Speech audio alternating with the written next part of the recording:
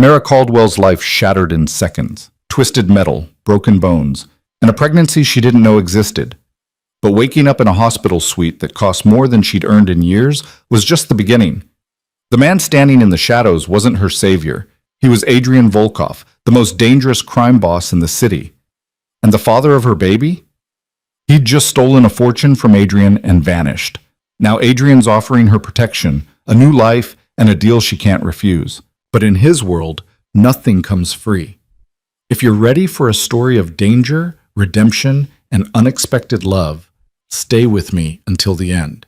Hit that like button and comment with your city so I can see how far this story travels. But the first thing Mara Caldwell noticed when she opened her eyes was the ceiling. Pristine white, smooth as porcelain, with recessed lighting that glowed soft as moonlight. It wasn't the water-stained tiles of her studio apartment. It wasn't the flickering fluorescence of the diner where she'd worked double shifts for 3 years. This was expensive. The second thing she noticed was the pain. It radiated through her left leg like lightning trapped in bone, and when she tried to move, her ribs screamed in protest. Her right arm was encased in a cast, elevated on pillows so soft they felt like clouds. Easy. A woman's voice, crisp and professional. A nurse appeared at her bedside, middle-aged with kind eyes behind wire-rimmed glasses. "You've been through quite an ordeal, Miss Caldwell. Try not to move too much."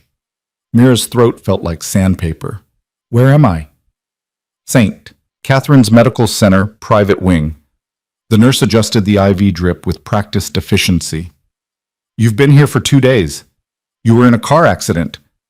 The memories crashed back in fragments. Headlights, the screech of tires, her car spinning like a top, the sickening crunch of impact. Then nothing but darkness and distant sirens. "My car," Mira whispered. "I was driving home from work." "The other driver ran a red light," the nurse said gently. "T-boned you right through the intersection. You're lucky to be alive." Lucky. Mira almost laughed, but it hurt too much. Lucky would have been avoiding the accident altogether. Lucky would have been having enough money in her bank account to cover whatever astronomical bill this hospital stay was racking up. Lucky would have been a lot of things she'd never been. "I need to know how much this cost," Mira said, anxiety spiking through the fog of painkillers. "I don't have insurance. I can't afford. It's taken care of." The nurse's tone left no room for argument. "What do you mean, taken care of?" "All of your medical expenses have been covered. Surgery, medication, rehabilitation, everything." Mira's heart hammered against her broken ribs. "By who?" The nurse hesitated, her professional mask slipping for just a moment. "I think it's better if Mr. Volkov explains that himself. He's been waiting to speak with you. I don't know anyone named. I'll let him know you're awake." The nurse was already moving toward the door, clearly eager to escape whatever conversation was about to happen. Mara tried to sit up, but the pain was too much. She fell back against the pillows, breathing hard, her mind racing. Volkov. The name meant nothing to her. She'd never heard it before in her life. The door opened again 5 minutes later, but it wasn't the nurse who entered. He was tall, at least 6'3", and moved with the kind of deliberate control that made Mara think of predators. Dark hair swept back from a face that was all sharp angles and cold beauty, the kind of face that belonged on old Russian propaganda posters or Italian Renaissance paintings of fallen angels. He wore a charcoal suit that probably cost more than her car, her former car, and a watch that caught the light like captured stars. But it was his eyes that made her breath catch, gray, like winter sky before a storm, and completely, utterly emotionless. "Miss Caldwell." His voice was deep, accented, Russian, she thought, and somehow made her name sound like a threat and a promise at the same time. "I'm glad to see you're awake." "Who are you?" "Adrian Volkov." He moved to the chair beside her bed, sitting with the kind of grace that suggested violence barely leashed. "My driver was responsible for your accident." Mira blinked. "Your driver?" "He ran the red light. He's been dealt with." Something in the way he said "dealt with" made ice slide down her spine. "But that doesn't change what happened to you. You have extensive injuries, broken ribs, fractured femur, shattered radius. The surgery to repair your leg took 6 hours." "I can't pay for any of this," Mira said, hating how small her voice sounded. I work at Pete's Diner. I make $9 an hour plus tips. I don't have insurance. I don't have savings. I have maybe $300 in my checking account, and I'm aware of your financial situation. Adrian's tone was neutral, but something in his gaze sharpened, which is why I've taken responsibility for all medical costs. You won't receive a single bill. Mara stared at him. In her experience, people like him, powerful, wealthy, dangerous, didn't just pay for things out of the goodness of their hearts. Why? Because my employee nearly killed you. I take care of problems my organization creates. Organization. The word hung in the air between them like smoke. Mara had lived in this city long enough to know what that meant, to recognize the careful euphemism. She couldn't quite make herself say it. Let's say I operate in sectors that aren't strictly legal. The ghost of a smile touched his lips, there and gone in an instant. But I'm not here to frighten you, Miss Caldwell. I'm here because there's something else we need to discuss. He reached into his jacket pocket and pulled out a piece of paper, unfolding it with careful precision. Even upside down, Mara could see the grainy black and white image. An ultrasound. Her ultrasound. The doctors ran several tests when you were admitted, Adrian said quietly. Standard procedure for trauma cases. They needed to know if you were pregnant before administering certain medications. Mara's world tilted. What? You're 8 weeks pregnant, Miss Caldwell. You didn't know? She couldn't breathe, couldn't think. 8 weeks, 2 months. That would make it... The doctor said you'd likely been experiencing symptoms, Adrian continued, watching her with those cold, unreadable eyes. Fatigue, nausea. You probably attributed them to stress. Mara had. She'd been so tired lately, felt sick every morning, but she'd thought it was just the double shifts. Just the stress of trying to keep her head above water in a city that wanted to drown her. I can't be pregnant, she whispered. I can't afford to be pregnant. Nevertheless, you are. Adrian set the ultrasound on the bedside table. Which brings us to a more pressing question. Who's the father? The way he asked made it clear he already knew the answer would matter, that it would change things. Mara's hands were shaking. Why do you care? Because in my line of work, Miss Caldwell, connections matter. Relationships matter. And if the father of your child is someone I need to know about, then I need to know about him now. Marcus. The name exploded in her mind like a gunshot. Marcus Chen, with his easy smile and expensive clothes and promises that had felt like lifelines when she was drowning. Marcus, who'd swept into her life 3 months ago like a whirlwind and swept out just as fast, leaving nothing but his number, which no longer worked, and apparently a baby she hadn't known existed. Marcus Chen, she said quietly. But he's gone. He left town 6 weeks ago. I haven't heard from him since. The change in Adrian was instantaneous. His entire body went rigid, every muscle suddenly taut as steel cable. The temperature in the room seemed to drop 10 degrees. Marcus Chen, he repeated, and there was something terrible in his voice now, something that made Mara want to press herself back into the pillows and disappear. You're certain? Yes. Why? Do you know him? Adrian stood abruptly, moving to the window with the controlled fury of a caged animal. When he spoke, his voice was soft, deadly soft. Marcus Chen stole $12 million from me 6 weeks ago. Cash that belonged to my organization. He killed 2 of my men in the process and vanished. The words hit Mara like physical blows. No, that's not possible. Marcus was a businessman. He said he worked in imports. He worked for me. Adrian turned back to face her, and there was nothing cold about his eyes now. They burned. He was an accountant. He had access to certain funds, and he betrayed that trust. He murdered 2 men who tried to stop him. One of them had a wife and 3 children, and he disappeared with money that wasn't his. Mara felt bile rising in her throat. I didn't know. I swear I didn't know anything about that. I believe you. Adrian's voice softened fractionally. Marcus was skilled at deception. He made people trust him. It was his greatest talent. Why are you telling me this? Adrian moved back to the chair, sitting again, leaning forward with his elbows on his knees. Because you're carrying the child of a man I've been hunting for 6 weeks. A man who's cost me millions and 2 lives. And when I find him, not if when, I will make him answer for what he's done. Fear crawled up Mira's spine. And what happens to me? To my baby? That, Adrian said slowly, depends on what you choose. Choose? I could walk away right now, leave you with your hospital bills paid and wish you luck. You'd be on your own. No job, no money, no way to support yourself or the child when it arrives. You'd probably lose your apartment within a month. End up in a shelter, or worse. Each word was a knife. Because he was right. Without this hospital miracle, she'd been 2 paychecks away from homelessness even before the accident. Or, Adrian continued, you could accept my help. Help? Mira's laugh was bitter. What kind of help? Protection, a safe place to live, medical care throughout your pregnancy and after, a job that pays enough to actually support you and your child. Why would you do any of that? Adrian was quiet for a long moment.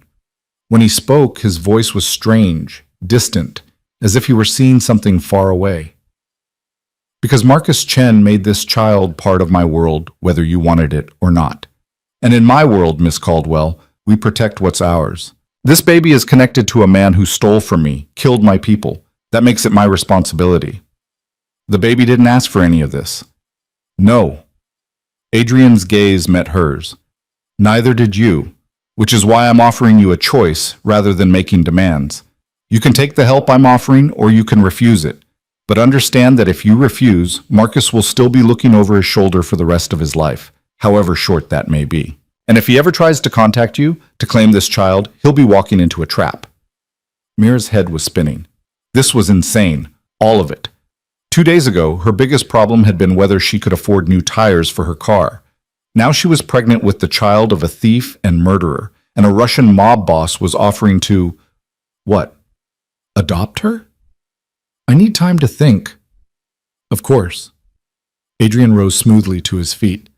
The doctors say you'll be here for at least another week. I'll return in 3 days for your answer. He was almost to the door when Mara found her voice again. Mr. Volkov? He paused, turning back. Why do you really care? About me? About this baby? You could just, I don't know, make me disappear if I'm a problem. Adrian regarded her with something that might have been respect. I could. But I don't make war on pregnant women and children, Miss Caldwell. That's not the kind of man I am. Then what kind of man are you? His smile was sharp as broken glass. A dangerous one. But not to you. Not unless you give me reason to be. Then he was gone, leaving Mara alone with the ultrasound image and a choice that felt like standing at the edge of a cliff, deciding whether to jump. The next 3 days passed in a blur of medication, physical therapy, and spiraling thoughts. The nurses were kind, the doctors competent, and the food better than anything Mara could have afforded on her own. Every night she lay awake in the darkness, staring at the ultrasound photo someone had placed on her bedside table. 8 weeks, a cluster of cells that would become a person, a baby who would need food, shelter, safety, everything Mara didn't have the ability to provide. She thought about Marcus, tried to reconcile the man she'd known, charming, attentive, generous, with what Adrian had described. A thief, a murderer. It should have been impossible, but she'd only known Marcus for a few weeks before he'd left. She'd been so lonely, so desperate for connection, that she'd ignored the warning signs, the vague answers about his work, the way he paid for everything in cash, the phone calls he'd take in another room, speaking in rapid Mandarin. She'd been a fool, and now she was paying for it. On the morning of the 3rd day, Adrian returned. He looked exactly as he had before. Expensive suit, cold eyes, controlled power. But this time, he wasn't alone. 2 men in dark suits flanked him, clearly security, and they stationed themselves outside her door. Miss Caldwell? Adrian sat in the same chair as before. Have you made a decision? Mira had barely slept. Her leg throbbed despite the medication, and her head felt stuffed with cotton. But her mind was clear on this one point. If I say yes, she said slowly, what exactly would that mean? What would you expect from me? Honesty, Adrian said immediately. If Marcus contacts you, you tell me. If you remember anything about where he might have gone, you tell me. Beyond that, you focus on staying healthy and having a safe pregnancy. And after the baby's born? You continue working, raising your child, living your life. Under your protection. Yes. Which means what exactly? Guards following me everywhere? Checking in with you constantly? Security that keeps you safe but doesn't interfere with your daily life, Adrian said. You'll have an apartment in one of my buildings. Good schools nearby when the time comes. Medical care. A job at one of my legitimate businesses. I own several art galleries. You'd work the front desk, handle customers. It's easy work and it pays well. It sounded too good to be true, which meant it probably was. What's the catch? Mira asked bluntly. Adrian's lips twitched. Smart question. The catch is that you'll be in my world, Miss Caldwell. People will know you're under my protection. That comes with certain implications. They'll think I'm your mistress. Probably. And you're okay with that? I don't care what people think. Adrian leaned forward slightly. But you should understand what you're agreeing to. My world is dangerous. I have enemies, rivals, people who would hurt you to get to me. The protection I'm offering is necessary, not optional. Mira closed her eyes. Every instinct she had screamed that this was a trap, that accepting help from a man like Adrian Volkov would come at a price she couldn't afford to pay. But what choice did she have? She was broken, pregnant, and broke. Without his help, she'd lose everything, including, probably, her baby. The state didn't look kindly on homeless mothers. Okay, she whispered. Okay, I'll accept your help. When she opened her eyes, Adrian was watching her with an expression she couldn't read. You're certain? No, but I don't see another option. There are always options, Miss Caldwell. Most of them are just worse. He stood, reaching into his jacket to pull out a card. He set it on the bedside table next to the ultrasound. When you're discharged, my people will move you into your new apartment. Everything you need will be provided. The number on that card reaches me directly, day or night. Use it if you need anything. Thank you, Mira said, though the words felt strange in her mouth. She wasn't sure if she was thanking him or sealing her fate. Adrian paused at the door, turning back one last time. One more thing, Miss Caldwell. If Marcus does contact you, when he contacts you, don't be fooled. Whatever he tells you, whatever promises he makes, remember what he is. A liar, a thief, a killer. Don't let him convince you otherwise. I won't. Adrian nodded once, then disappeared through the door, his security detail falling into step behind him. And Mara was alone again, staring at the business card with its embossed lettering. Adrian Volkov, proprietor.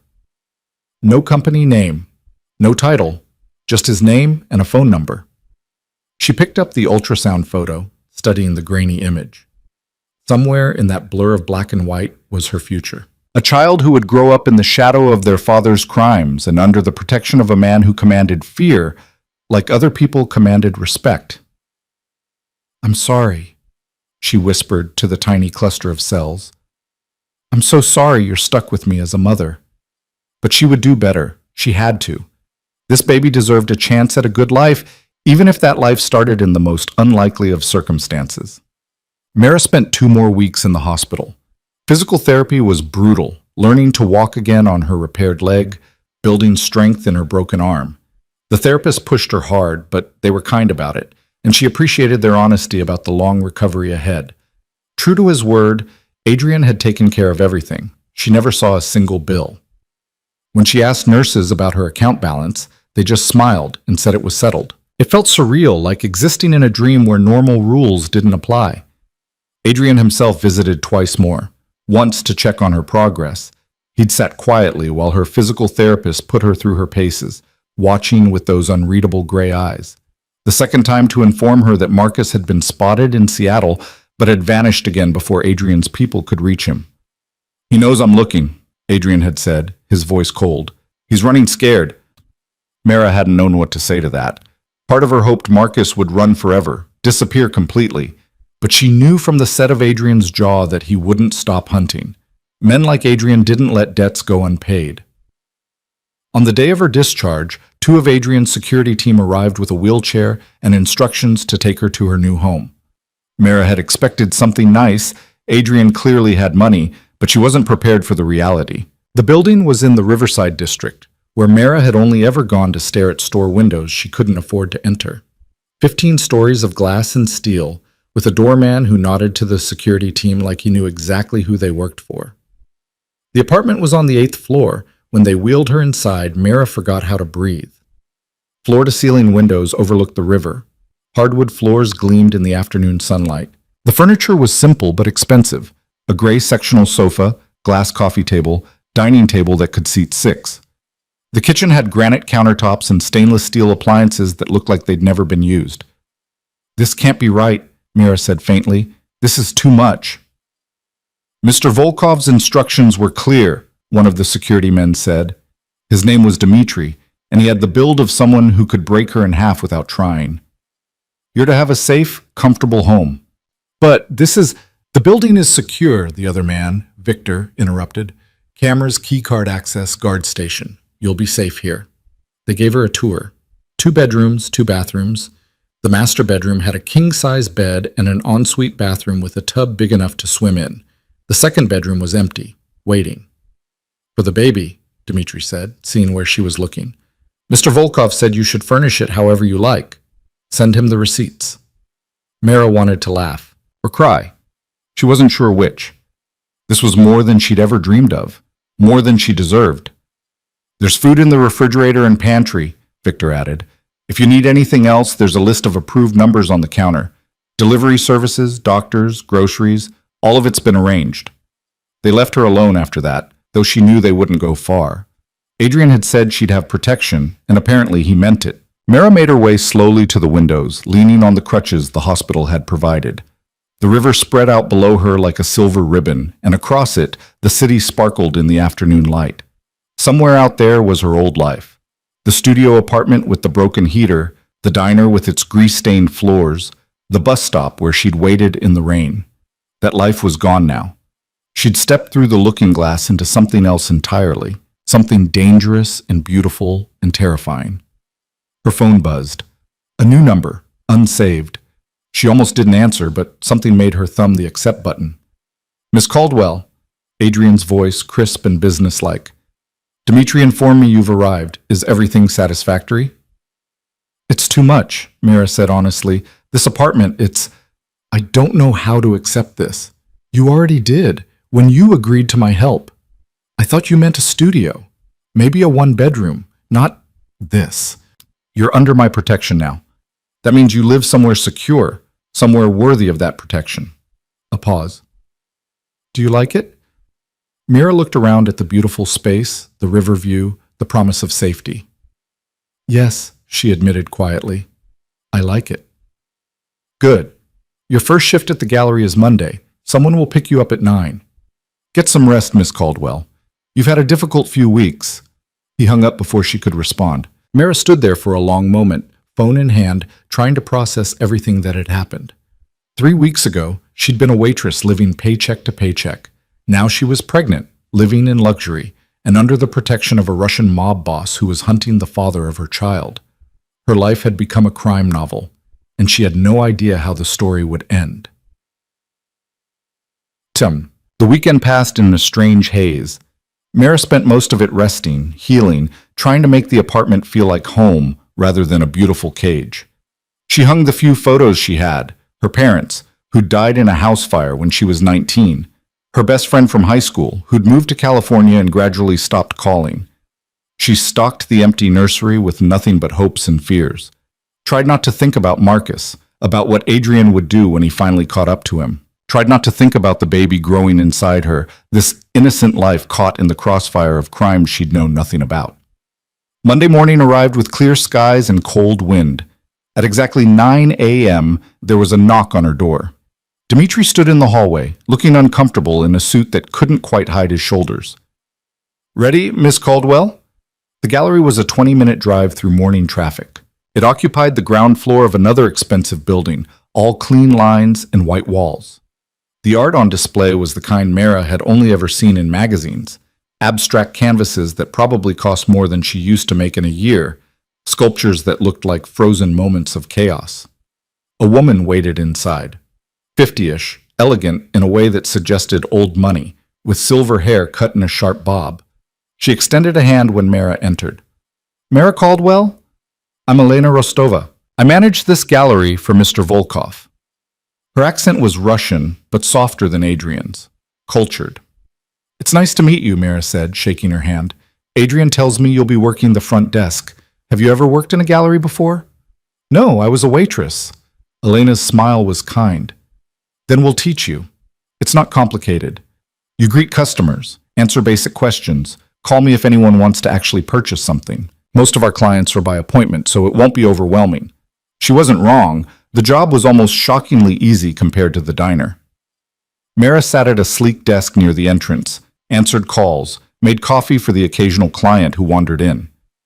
Elena was patient, teaching her about the artists whose work they displayed, the prices they commanded, the careful dance of selling art to people who had more money than sense. It was quiet, clean, safe, and Mara hated how much she loved it. "You're doing well," Elena said at the end of her first week. "Better than I expected, honestly. Adrian's instincts about people are usually good." They were in the back office, reviewing inventory. Mara had been learning the computer system, how to track sales and shipments. "How long have you worked for him?" Mara asked, then immediately wondered if that was too personal. But Elena just smiled. 15 years, since he first came to this country. "What was he like then?" "Younger, angrier." Elena poured them both tea from a pot she kept in the office. He'd lost everything in Russia, his family, his home. He came here with nothing but rage and determination, built everything you see from the ground up. Mara accepted the tea, breathing in the steam. "He seems controlled now." "He is, but the rage is still there underneath. It's what drives him." Elena met her eyes. "Adrian told me about your situation, about Marcus, about the baby. I want you to know that you're safe here. Whatever happens with Marcus, Adrian won't let it touch you." "How can you be sure?" "Because I've seen what happens when Adrian decides to protect someone.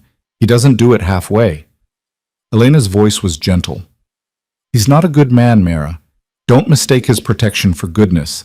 But he's a man of his word, and when he promises something, he delivers." Mara thought about that as she rode home that evening. About the difference between good men and men who kept their word. About whether it mattered, in the end, when you were the one being protected. The apartment was warm when she entered, the heat already turned on by some invisible hand. There was food in the refrigerator. Someone had stocked it again while she was at work. Fresh vegetables, good cuts of meat, things she'd never been able to afford before. She made herself dinner, sat by the windows watching the city lights come on like earthbound stars. Her hand drifted to her stomach, still flat but not for much longer. In a few weeks she'd start to show. In a few months there would be a baby, a whole person who would depend on her for everything. The thought was terrifying, but underneath the fear was something else, something that felt almost like hope. Her phone rang. Adrian's number. "Hello? Miss Caldwell, how was your first week?" "Good. Elena's been teaching me a lot." "She says you're a fast learner." There was something in his voice she couldn't identify. "I wanted to let you know that we've had another Marcus sighting, Vancouver this time. He's still moving north." Mira's heart clenched. "Are you going after him?" "My people are. I have other business to attend to." A pause. "How are you feeling? Physically?" The question surprised her. "Better? My leg still hurts, but physical therapy is helping. The morning sickness is worse than the broken bones, honestly." A sound that might have been amusement. "I've been told pregnancy can be difficult." "You have children?" The silence that followed was so complete Mara thought the call had dropped. Then quietly, "No. I had a family once, in Russia. They died in a fire. My wife and daughter. That was a long time ago." Mira's breath caught. "I'm sorry, I didn't know." "Why would you?" Adrian's voice was carefully neutral. "I don't speak of it often, but I wanted you to understand that I know what it means to protect something precious. I know what it means to fail at that protection. I won't fail again." The call ended before Mara could respond. She sat there in the darkness, phone in hand, thinking about the man behind the cold eyes and controlled power.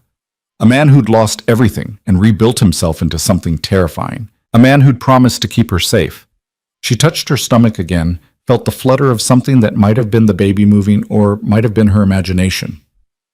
"I don't know if he's a good man," she whispered to the tiny life inside her. "But maybe he's the right man. For now." Outside, the city glittered with a million lights. each one a life being lived, a story unfolding.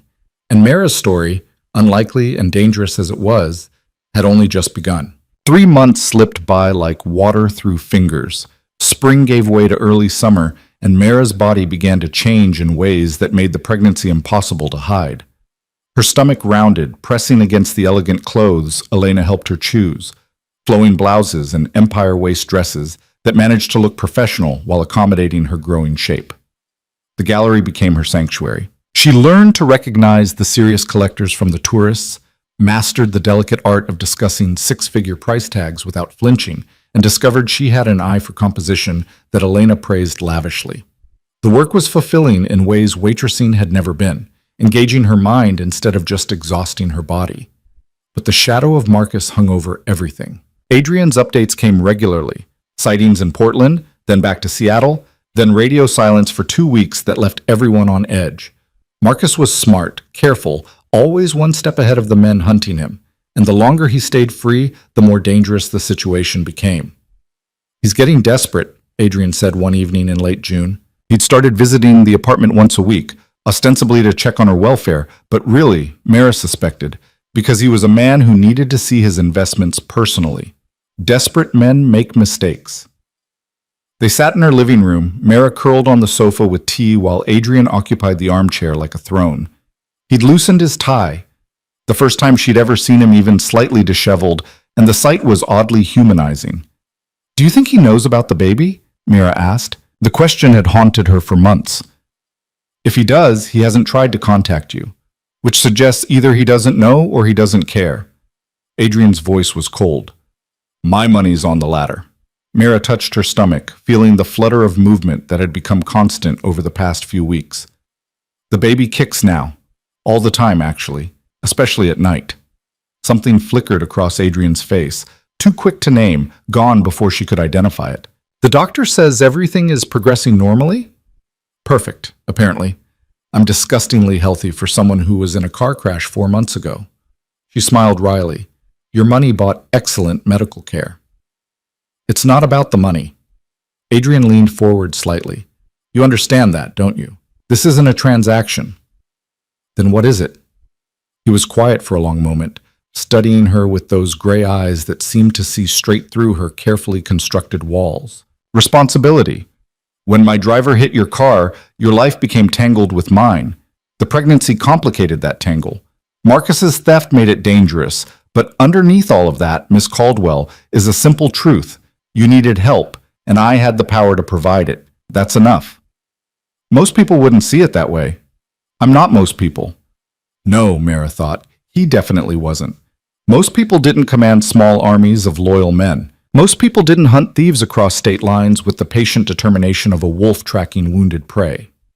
Most people didn't sit in her apartment discussing fetal development with the same careful attention they probably gave to business deals worth millions. "I've been thinking about names," she said, changing the subject before the weight of his intensity became too much. "If it's a girl, which the ultrasound suggests, maybe something classic. Elizabeth, maybe, or Charlotte. Both good names." Adrian stood, smoothing his tie back into place. "I should go. I have a meeting in an hour." "At 9 p.m.? His smile was sharp. "My business doesn't keep traditional hours." Of course it didn't. Mara walked him to the door, moving more slowly than she would have liked. Her legs still bothered her sometimes, especially when she'd been on her feet all day at the gallery. Adrian noticed. He noticed everything. "You're limping." "Just tired. It's fine." "There are chairs at the gallery. Use them." "Yes, sir," Mara said, unable to keep the sarcasm from her voice. Adrian's eyes glinted with something that might have been amusement. "You're not afraid of me anymore." It wasn't a question, but Mara answered anyway. "I'm terrified of you, but I'm tired of showing it." "Good."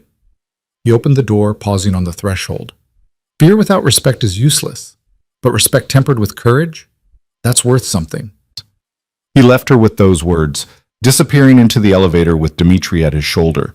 And Mara stood in her doorway, one hand on her growing belly, wondering when exactly the most dangerous man she'd ever met had started feeling like the safest person in her world. The next few weeks passed in relative peace. Mara's pregnancy progressed into the third trimester, bringing with it the special joys of swollen ankles, constant bathroom trips, and a baby who seemed determined to practice kickboxing against her ribs. Elena fussed over her like a worried mother, insisting she take breaks, elevate her feet, eat more protein. "You're carrying precious cargo," Elena said one afternoon, forcing Mara into a chair with a cup of bone broth she'd brought from home. "You need to take care of yourself." "I'm fine," Mara protested, but she drank the broth anyway. It was delicious, rich with herbs she couldn't identify. "You're 7 months pregnant and working full-time. That's not fine. That's stubborn." Elena settled into the chair across from her, studying Mara with those sharp eyes. "Has Adrian told you what happens when he catches Marcus?" The question landed like a stone in still water. "No, I don't ask." "Maybe you should." Mara set down the broth, her appetite suddenly gone. "I don't want to know. He's the father of my baby, but he's not part of my life. Not anymore. Maybe he never really was. Adrian won't kill him." The blunt statement made Mara's head snap up. "What?" "I know my employer, Mara. I know how he operates. Marcus killed 2 of Adrian's men. That demands blood payment in our world. But Adrian won't kill him. Not because of mercy, but because of you. Because of the baby. I never asked him to. You didn't have to. Adrian makes his own rules." Elena's voice was gentle. "But you should know that his restraint will cost him. Other men in his position would see it as weakness. Some will try to exploit that." Mara pressed both hands to her stomach, feeling the baby shift and settle. "I didn't want any of this." "I know. But wanting and having are different things, aren't they?" Elena stood, collecting the empty cup. "Life gives us what it gives us. All we can do is decide how to carry it." That night, Mara lay awake long past midnight, Elena's words echoing in her mind. The baby kicked steadily against her ribs, a reminder of the innocent life caught in the middle of adult choices and consequences. She thought about Marcus, about the man she'd believed him to be versus the reality Adrian had revealed. She thought about Adrian himself, cold and controlled on the surface, but with currents of old pain and fierce protection running underneath. She thought about the future, about raising a child in the shadow of violence and power, about whether love could bloom in such dangerous soil. Her phone buzzed. A text from an unknown number. "Mara, it's Marcus. I need to see you, please. It's important." Her heart stopped, then started again, hammering so hard she felt sick. Marcus. After 4 months of silence, he was reaching out now. Her fingers hovered over the screen. She should call Adrian immediately. That was the deal. If Marcus contacted her, she told Adrian, but something made her hesitate. "How did you get this number?" The response came within seconds. "I have my ways. Can we meet? Tomorrow? There's a coffee shop on Market Street, the one with the blue awning, 2 p.m. Please, Mara. I can explain everything." She stared at the messages, mind racing. This was a test, she realized, a test of her loyalty, her judgment, her ability to make the right choice when everything was on the line. She could meet Marcus, hear what he had to say. Maybe he deserved that much, a chance to explain, to defend himself. He was the father of her baby, after all. Didn't that count for something? But he was also a thief and a murderer. A man who'd lied to her, used her, disappeared when things got complicated. A man Adrian had been hunting for months with the kind of focused intensity that suggested the debt would be paid in blood. Mara's hand shook as she typed her response. "I'll be there." Then before she could second-guess herself, she opened a new message and typed Adrian's number. "Marcus contacted me. Wants to meet tomorrow at 2 p.m. Market Street Coffee Shop, blue awning." I said yes. The reply came so fast she knew Adrian had been awake, probably working despite the late hour. "Good. I'll handle it. Don't go to the meeting. I have to. If I don't show, he'll run again." A longer pause this time. Then, "If you go, you put yourself and the baby at risk. Marcus is dangerous. So are you," Mara typed back. "But I trust you to keep me safe." The silence stretched so long she thought he wouldn't respond. Then her phone rang. Adrian's voice was tight with controlled anger when she answered. "This is a mistake. Maybe, but it's mine to make." You don't understand what you're dealing with. Marcus isn't the man you knew. He's desperate, cornered. That makes him unpredictable. Then come with me. The words were out before Mara could stop them. Hide in the coffee shop. Bring your people. Whatever you need to do. But let me talk to him. Let me hear what he has to say. Why? The single word was sharp as a blade. Why do you need to hear his lies? Because he's the father of my child. Mira's voice broke slightly. Because I need to look him in the eye and know for certain that everything you told me is true. I need closure, Adrian. I can't move forward without it. The silence that followed felt heavy enough to crush her. Then quietly, "You're asking me to use you as bait. I'm offering." "No." Adrian's voice was flat. "Absolutely not. I won't risk you or the baby for the chance to catch Marcus." "You won't be risking us if you're there, if your people are there. I'll be safer in that coffee shop with you watching than I am anywhere else in this city." Mira took a shaky breath. "Please, Adrian, I need this. I need." She could hear him breathing, could almost feel the calculation happening on the other end of the line. Adrian wasn't a man who acted on impulse. Every move was measured, considered, planned 3 steps ahead. "If I agree," he said finally, "you follow my instructions exactly. No improvising, no heroics.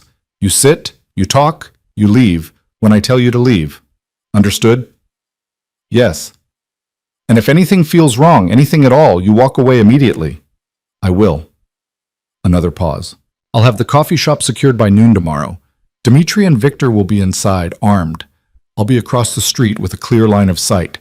You wear the pendant I'm about to have delivered to you. It has a tracking device and microphone. We'll hear everything." "Okay." "Mara." His voice softened fractionally. "If this goes wrong, it won't. You won't let it." The conviction in her own voice surprised her, but it was true. Somewhere over the past 4 months, her terror of Adrian Volkov had transformed into something else. Not trust exactly. You couldn't fully trust a man like him, but faith, maybe. Faith that when he made a promise, he kept it. "Get some sleep," Adrian said. "Tomorrow will be difficult." He hung up before she could respond. 20 minutes later, there was a knock on her door. One of Adrian's men, she'd seen him before but didn't know his name, handed her a small jewelry box without a word. Inside was a delicate silver pendant on a chain, simple and beautiful. She fastened it around her neck, feeling the slight weight settle against her collarbone. Somewhere in that pretty piece of jewelry was technology she couldn't even imagine. Eyes and ears that would keep her connected to Adrian even when he was out of sight. She lay back down, one hand on the pendant, the other on her stomach where the baby had finally settled into sleep. Tomorrow, she would face Marcus. Tomorrow she would get her answers. Tomorrow, one way or another, the past would finally catch up with the present. The coffee shop was exactly as Marcus had described. Tucked into a quiet corner of Market Street, with a blue awning and small tables visible through the front windows. Mara arrived at 1:45 p.m., early enough to settle herself, but late enough that Adrian's people would already be in position. She didn't look for them. Adrian had been clear, act natural, pretend she was alone. Dimitri and Victor would be inside somewhere, blending in. Adrian would be watching from across the street, probably from one of the office buildings with their tinted windows and anonymous facades. The pendant felt warm against her skin, a reminder that she wasn't really alone.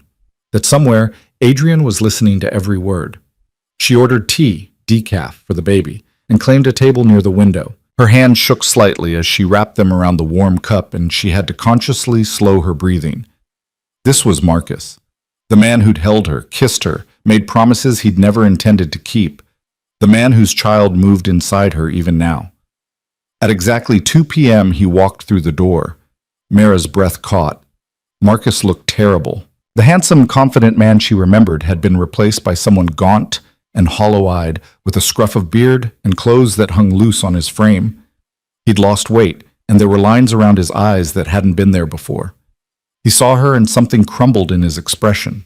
Relief, maybe. Or grief. "Mara." He crossed to her table in 3 quick strides, reaching for her hands. "Thank you for coming. I wasn't sure you would." She pulled her hands back, folding them protectively over her stomach. "You have 10 minutes, Marcus. Talk." He flinched at her tone but sat down across from her, his eyes dropping to her rounded belly. You're pregnant. 8 months. It's yours. All the color drained from his face. What? I was 8 weeks along when your employer's driver hit my car. Didn't know until I woke up in the hospital. Mira kept her voice level, watching him carefully. So, yes, Marcus, you're going to be a father. Surprise. I never meant... He ran both hands through his hair, looking genuinely shattered. Mira, I'm so sorry. About everything, about leaving you, about the baby, about the danger I put you in. You put me in danger? Mira leaned forward. Or did Adrian Volkov put me in danger when he decided to hunt you down for stealing from him? Marcus's expression hardened. He told you about that. He told me you stole $12 million, that you killed 2 of his men, that you disappeared like a coward and left me to deal with the consequences. Her voice rose slightly despite her efforts to stay calm. Were any of those things lies, Marcus? It's more complicated than that. Then explain it to me. Make me understand. Marcus glanced around the coffee shop, and Mira wondered if he was looking for threats or just gathering his courage. When he spoke, his voice was low and urgent. Adrian Volkov is a monster, Mira. You don't know what he's capable of. The things I've seen him do, the people I've watched him destroy. He's been nothing but kind to me, Mira interrupted. He paid my medical bills, gave me an apartment, a job, made sure I had everything I needed for the baby. Because your leverage. Marcus's hands clenched into fists on the table. Don't you see? He's using you to get to me. The second he doesn't need you anymore, then why hasn't he hurt me yet? I've been under his protection for 4 months, Marcus. He's had plenty of opportunities to use me as bait or leverage or whatever you think I am. Instead, he's kept me safe. Safe in a gilded cage. Marcus reached across the table again, and this time Mira didn't pull away fast enough. He caught her hand, gripping it tightly. Come with me. Right now. I have money hidden, enough to start over somewhere far from here. We can disappear, raise our baby somewhere Adrian will never find us. Mira looked down at his hand on hers. Once, that touch had made her feel safe. Now it just felt desperate. You killed people, Marcus. They would have killed me first. I didn't have a choice. There's always a choice. Mira pulled her hand free. You chose to steal from Adrian. You chose to run. You chose to leave me behind without a word. And now you're choosing to ask me to run with you, to spend the rest of my life looking over my shoulder, raising our daughter in fear. It's a girl? Marcus's voice cracked. We're having a daughter? The joy in his face was so genuine it hurt to see.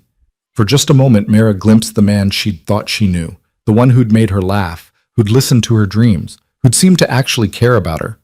But that man had been a lie, or at best, a fragment of truth wrapped in deception.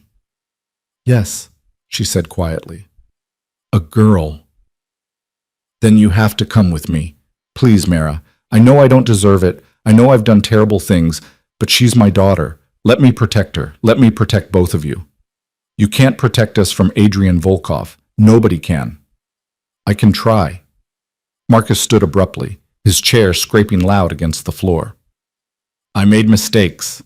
I know that. But I'm still the father of your child. That has to count for something. Movement in her peripheral vision. Dmitri standing up from a table near the back. Victor by the counter, hand inside his jacket, where she knew a gun waited. Outside, she caught a glimpse of a familiar figure crossing the street with deadly purpose. Adrian was coming. You need to leave, Mira said urgently. Right now, Marcus, run. His eyes widened as he followed her gaze, seeing what she saw. You set me up. You told him. I told him you contacted me. That was the deal. Mira stood awkwardly, her pregnant belly making quick movements impossible. I needed to see you, to hear your side. But I never planned to leave with you. This is your chance, Marcus. Your one chance. Run now, or Adrian will take you. Come with me. Marcus grabbed her arm, pulling her toward the door. Please, Mira, if you ever felt anything for me. Let her go. Adrian's voice cut through the coffee shop like a blade. He stood in the doorway, perfectly still, but radiating the kind of controlled violence that made everyone else in the room freeze. Marcus's grip on Mira's arm tightened. She's coming with me.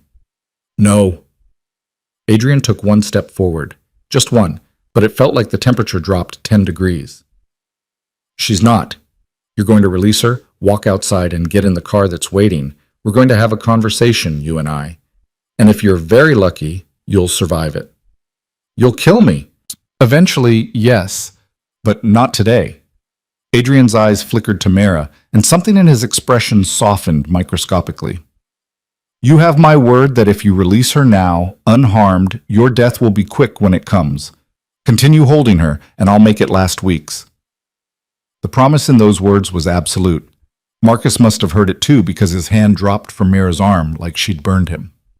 I loved her, Marcus said, and there were actual tears in his eyes. I know you won't believe that, but it's true. I loved her. Then you should have stayed. Adrian moved between them, physically blocking Marcus from Mara. Victor, escort Mr. Chen to the car. It happened so fast Mara barely registered the movement. Victor was suddenly there, gripping Marcus's arm with the kind of hold that looked gentle but was clearly anything but. Marcus didn't resist as he was led toward the door. At the threshold, he turned back one last time. I'm sorry, Mara, for everything. Take care of our daughter. Tell her I tried. Then he was gone, bundled into a black SUV that pulled away from the curb with quiet efficiency. And Mara was left standing in the coffee shop, trembling, with Adrian watching her with those fathomless gray eyes. Are you hurt? His voice was careful, controlled. No, he wasn't trying to hurt me. He was trying to take you. That's the same thing. Adrian's jaw was tight. You should go home. Dmitri will drive you. What are you going to do to him? What needs to be done? Mara caught his arm before he could turn away. The contact shocked them both. She'd never touched him voluntarily before. His muscles were like steel under the expensive fabric of his suit. You promised you wouldn't kill him today. And I'll keep that promise. But he has information I need, names of people who helped him, places he's hidden money. He'll give me all of it, and then... Adrian's expression was unreadable. Then we'll see. He's the father of my baby. I know. Something flickered in Adrian's eyes, pain maybe, or understanding. That's why he'll die quickly instead of slowly. That's the only mercy I can offer. Mira's hand dropped. She wanted to argue, to plead for Marcus's life, but what could she say?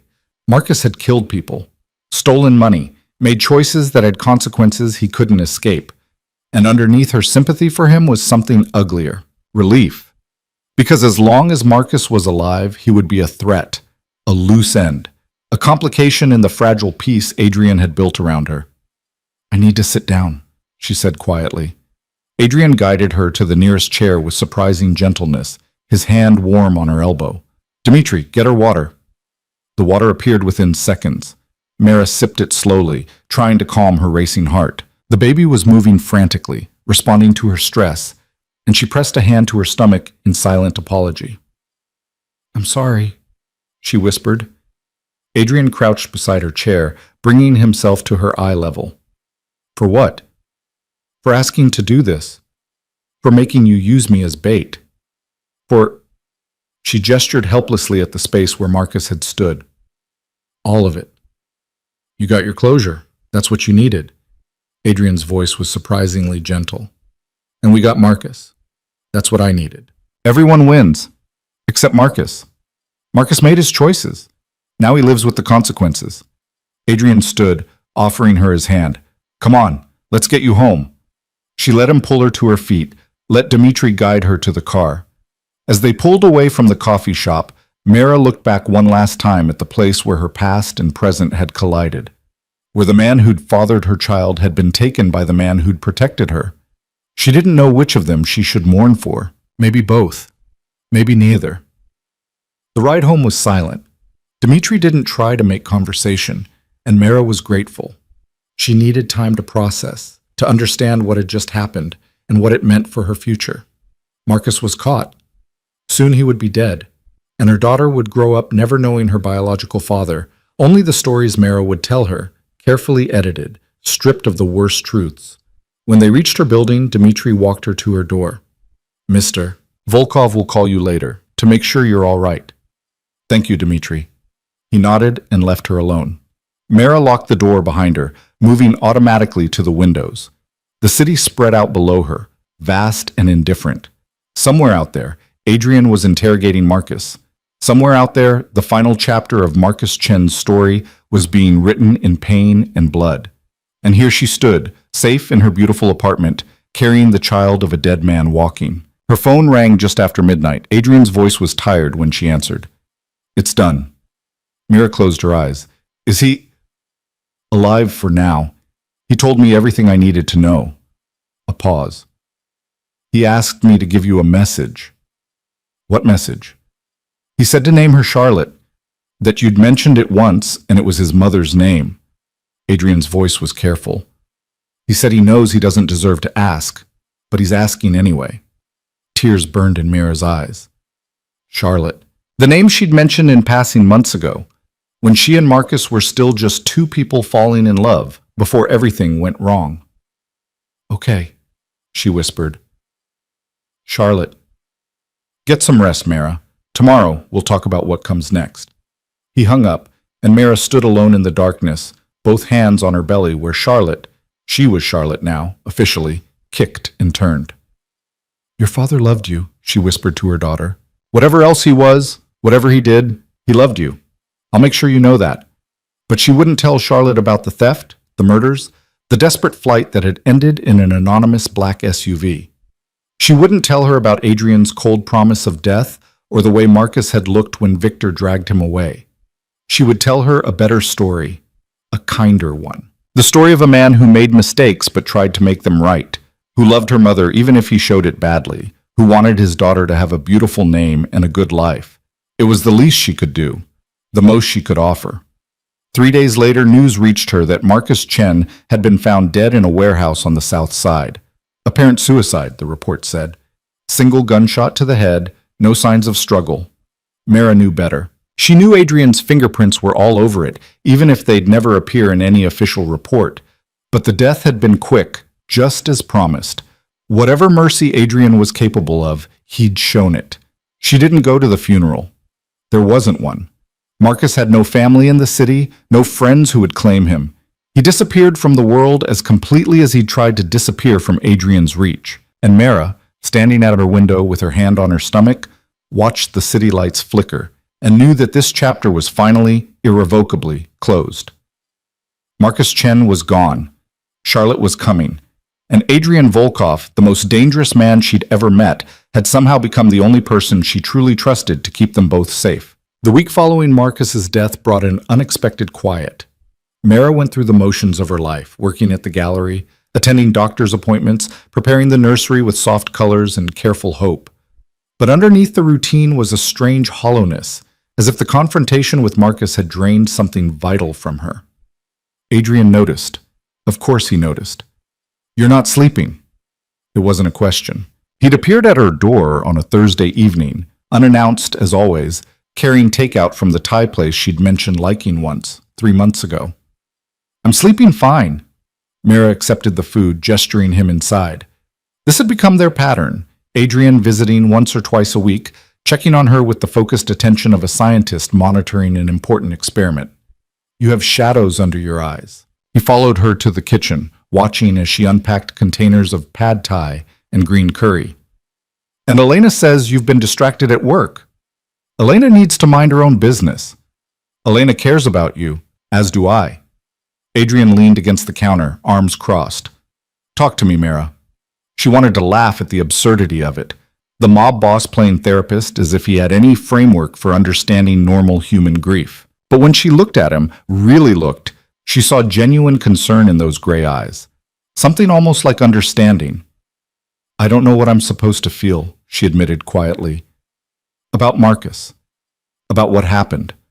I should hate him for lying to me, for putting me in danger. But he's gone now, and all I feel is empty.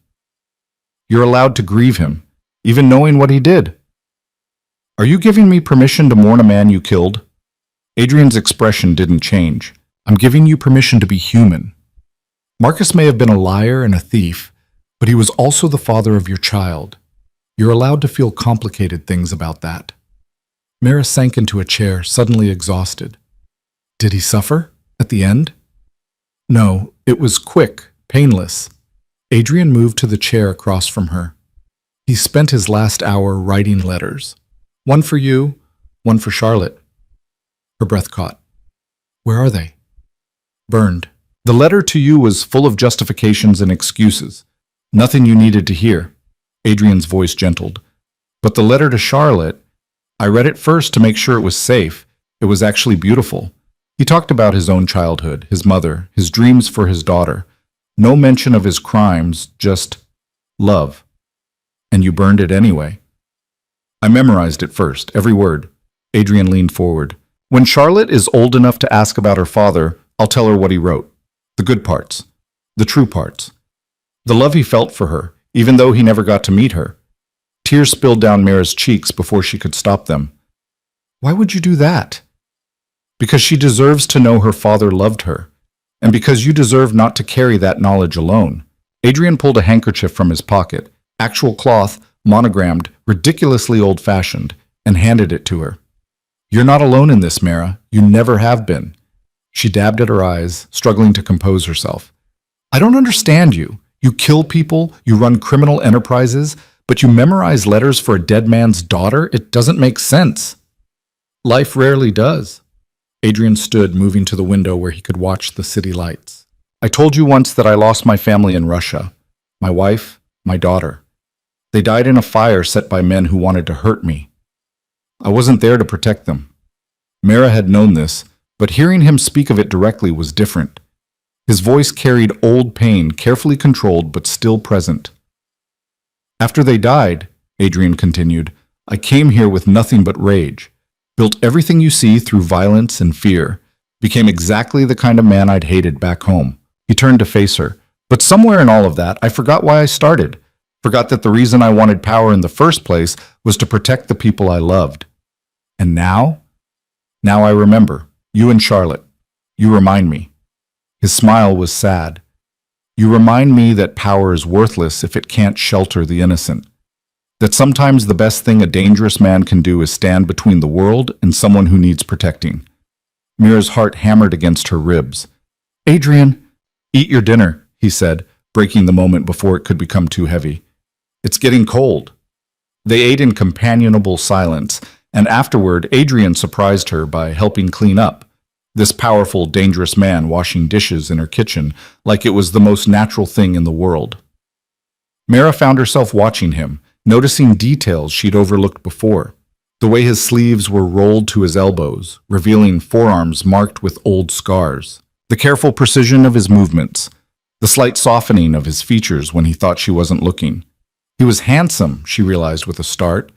Not in Marcus's easy, charming way, but in something deeper, harder.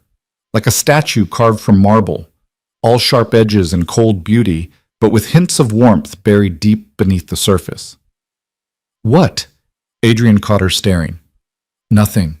Just thank you for the food, for the conversation, for everything. He dried his hands, studying her with that unsettling intensity. You don't need to thank me. I do, though. You've given me so much. I've given you what you needed to survive. That's not generosity, Mira. That's basic human decency. In your world, it's more than that. Adrian was quiet for a moment, then softly. Maybe. But you're not part of my world. Not really. You're separate from it, better than it. I'm pregnant with the dead thief's baby and living in an apartment paid for by a crime boss. I'm absolutely part of your world now. No. Adrian moved closer, and Mira's breath caught at the sudden proximity. You're under my protection. That's different. My world is violence and power and constant calculation. You're something else, something clean. The way he said it, like she was sacred, untouchable, made her chest tight. I'm not clean. I'm just ordinary. There's nothing ordinary about you. Adrian reached out slowly, giving her time to pull away, and touched her cheek with surprising gentleness. You're strong and brave and stubborn. You've survived things that would have broken most people. That's not ordinary, Mira. That's extraordinary. His hand was warm against her skin. Mira found herself leaning into the touch, craving the comfort and connection she'd been denying herself for months. When was the last time someone had touched her with tenderness instead of clinical professionalism? When was the last time she'd let herself want that kind of touch? Adrian, she whispered, not sure what she was asking for. He seemed to understand anyway. His thumb traced the curve of her cheekbone, his eyes searching her face like he was memorizing every detail. Tell me to leave. I don't want you to leave. Then tell me to stop. I don't want that either. The air between them felt electric. Adrian's other hand came up to cup her face, holding her like she was made of glass. I'm not a good man, Mara. I've done terrible things. I'll do more terrible things. Being close to me is dangerous.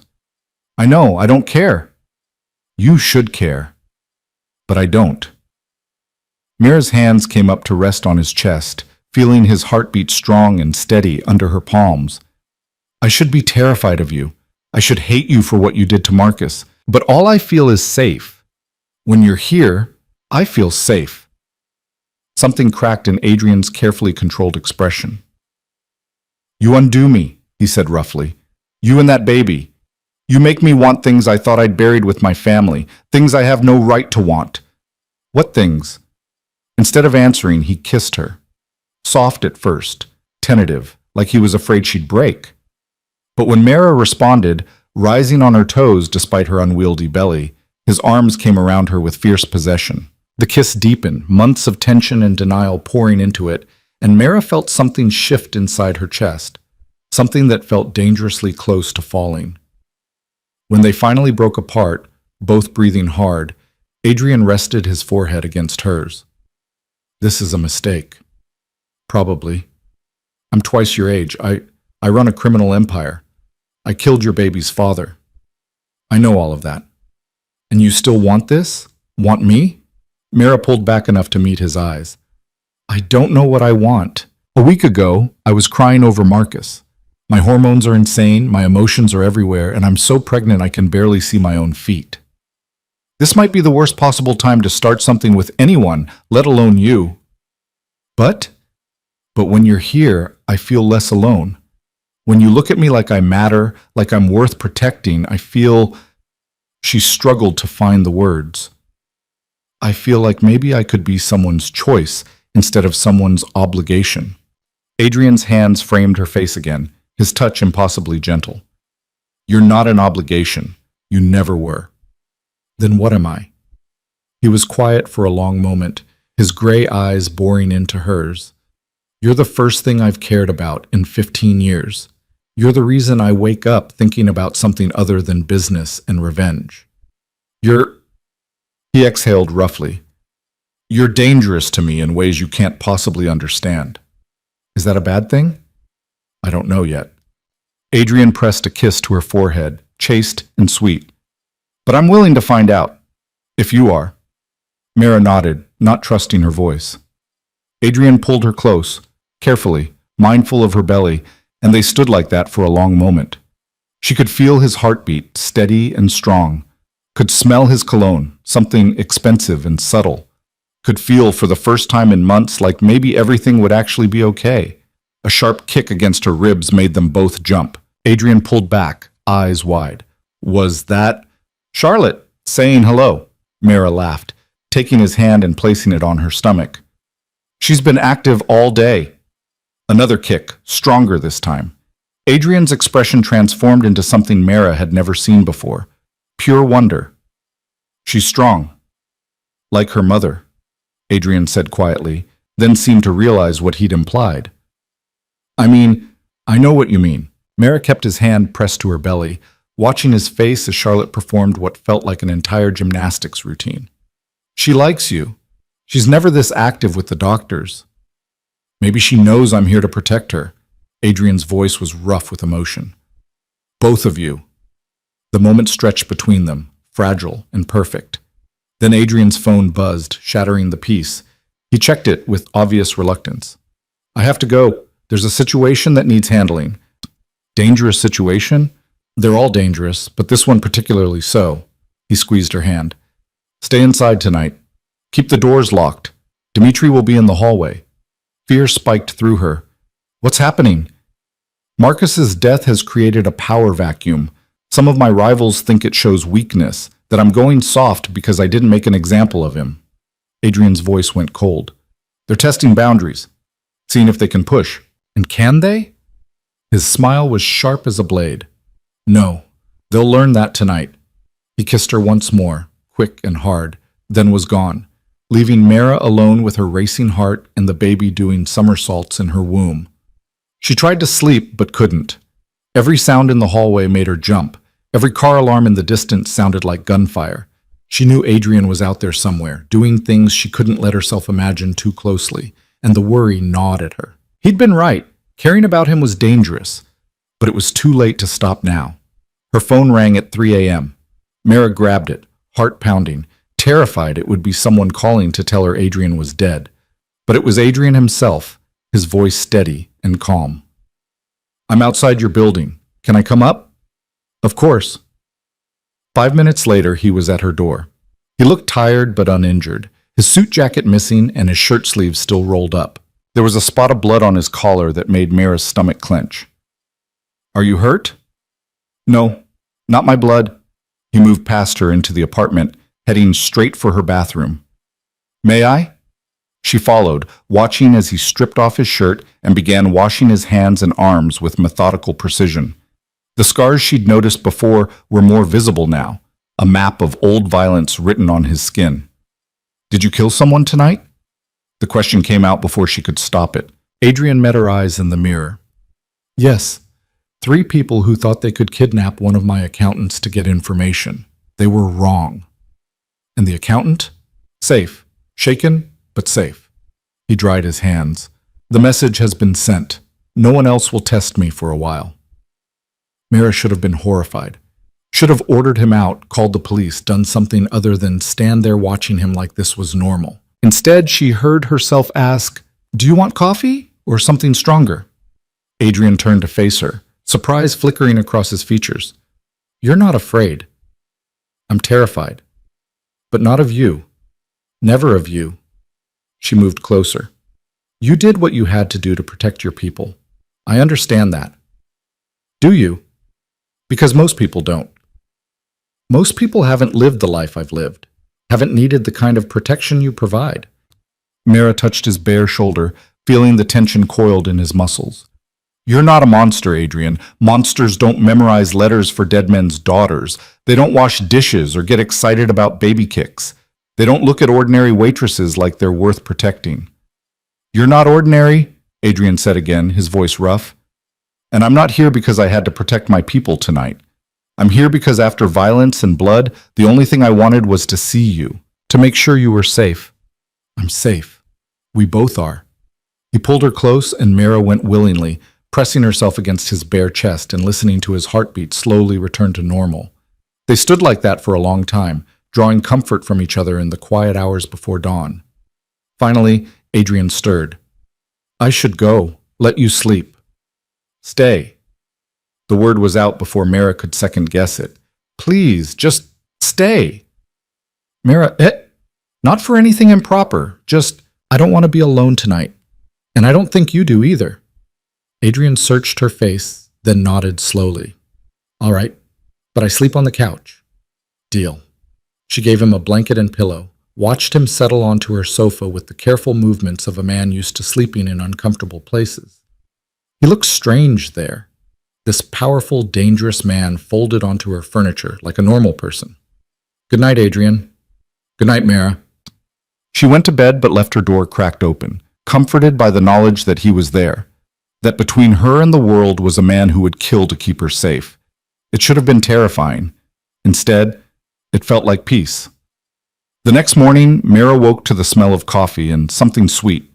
She padded out to the kitchen to find Adrian, dressed again, looking impeccable despite sleeping on a couch, making breakfast. You cook? I have many talents.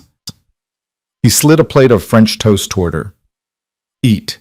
You need your strength. The domesticity of it was surreal, but Mara sat and ate, watching Adrian move around her kitchen with easy familiarity. He'd found the good maple syrup she kept hidden, the butter, even the fresh strawberries in the back of the refrigerator. This is really good, she admitted. My mother taught me. Before... He didn't finish the sentence. Didn't need to. They ate in comfortable silence. Then Adrian's phone buzzed. It seemed to never stop, and he checked it with a frown. More trouble? Always. But he set the phone down. Nothing that can't wait an hour. You don't have to stay. I know you're busy. I'm exactly where I want to be. Adrian's eyes met hers across the table. I meant what I said last night, Mira, about you being the first thing I've cared about in 15 years. I'm not good at this, at caring, at being close to someone, but I want to try. If you'll let me. Mira's heart hammered.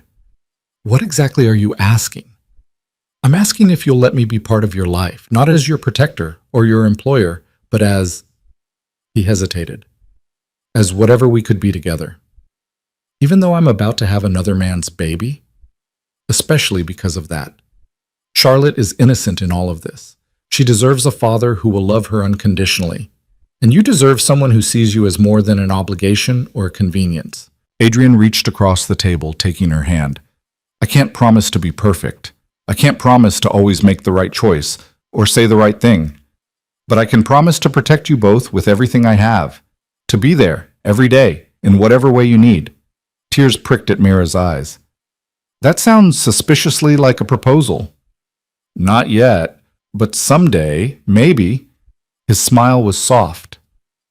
First, let's just try dating. Normal dating. Dinner, movies, conversation. Let me court you properly. Court me? Mira laughed through her tears. Who says court anymore? Russians do. We're very old-fashioned about some things. Adrian lifted her hand to his lips, pressing a kiss to her knuckles. So what do you say, Mira Caldwell? Will you let me court you? She should say no, should recognize this for the complication it was. She was 8 months pregnant, emotionally fragile, living under the protection of a man who killed people for a living. This was objectively a terrible idea. Yes, she heard herself say. Yes, I will.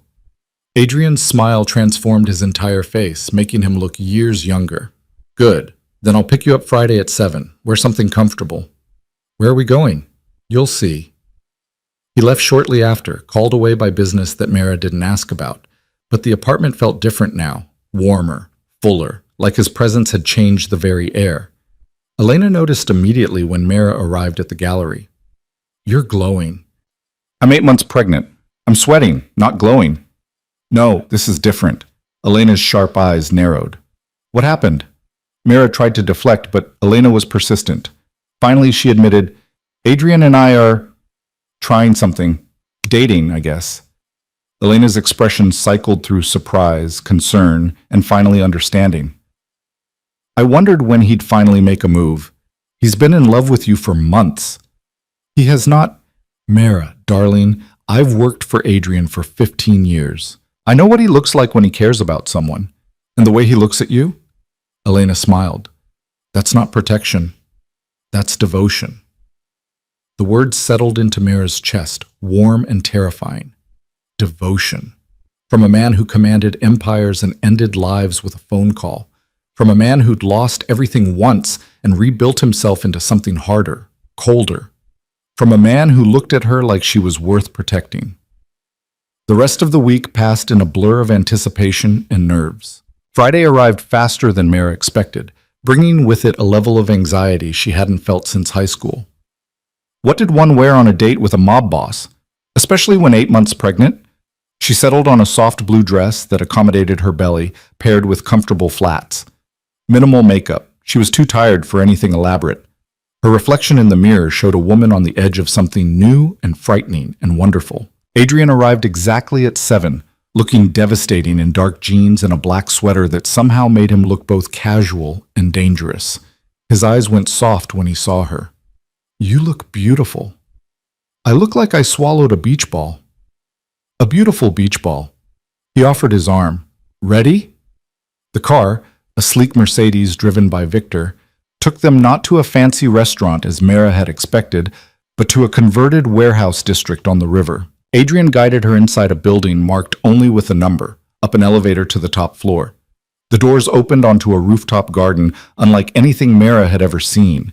String lights hung between potted trees, creating a canopy of warm light. A table for two sat in the center, already set with elegant simplicity, and beyond it, The city spread out in all directions, a carpet of lights under the deepening sky. Adrian, I wanted somewhere private, somewhere we could talk without interruption. He pulled out her chair.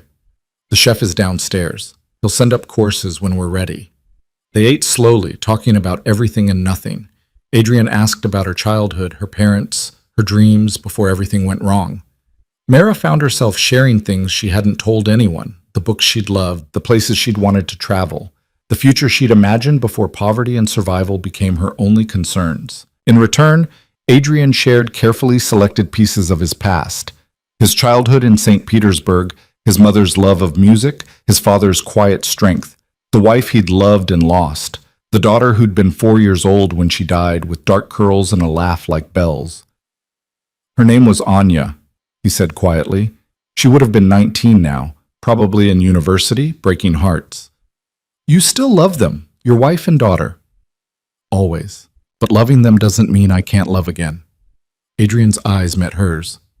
I spent 15 years convinced that part of me died with them, that I'd never want to protect anyone, never care about anyone, never let myself be vulnerable again. And then I walked into your hospital room and saw you, broken and brave and pregnant, and something shifted. What shifted? I remembered that life continues, that new love doesn't erase old love, it just makes room beside it. He reached across the table, taking her hand. You make me want to be the man I was before everything went wrong, the man who cared about more than power and revenge. Mara squeezed his hand, throat tight with emotion. I'm not sure I'm worth all that. Let me be the judge of that. They finished dinner as the sky turned from blue to black, the city lights growing brighter around them. Adrian told her about the legitimate businesses he was building, art galleries like the one where she worked, import companies, real estate. His plan to slowly transition away from the criminal enterprises that had built his empire. It won't happen overnight, he admitted. I have obligations, debts, alliances that can't be broken easily, but in 5 years, maybe 10, I could be legitimate, clean. Why? You have power now, money, respect, and enemies, constant danger, a life where I can't sleep without worrying someone will put a bullet in me. Adrian's voice was fierce. I want better than that. For myself. For you. For Charlotte. The casual way he included Charlotte in his future plans made Mara's heart skip. She's not your daughter. Not biologically. But if you'll let me, I'd like to be her father in every way that matters. To raise her, protect her, love her as my own. Adrian stood, moving around the table to kneel beside her chair. I know it's too soon. I know we're just starting this. But I need you to know my intentions, Mara. I'm not playing games. I'm not trying to control you or own you. I just want the chance to build something real with you, a family, a future, a life where Charlotte grows up safe and loved and never has to know the violence that created her circumstances.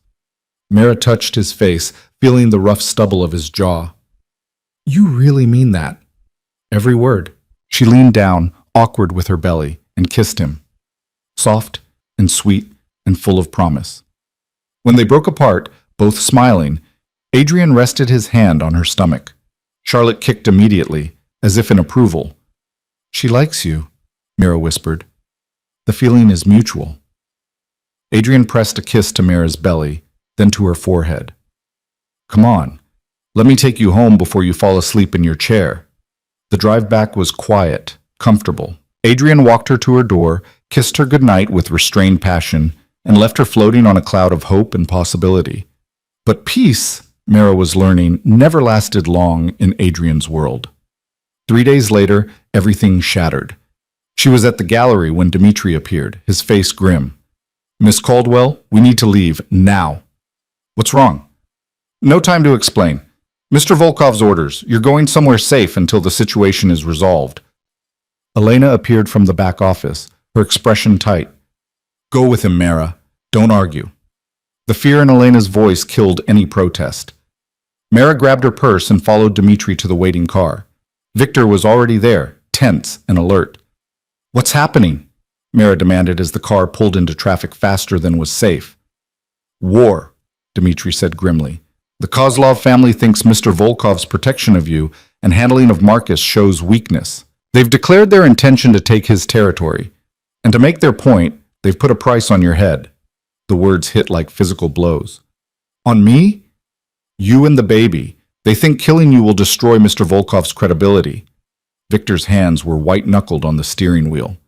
"But they don't know him like we do. This won't break him. It'll unleash him." Mira pressed both hands to her stomach, feeling Charlotte's movements. "Where are you taking me?" "Mr. Volkov's safe house. In the mountains, 3 hours from here. Completely secure, off any grid. You'll stay there until this is over." "And Adrian?" Dmitri's smile was cold. "Mr. Volkov is handling it personally. The Kozlovs made a mistake. They'll learn that tonight." The drive took 4 hours through winding mountain roads.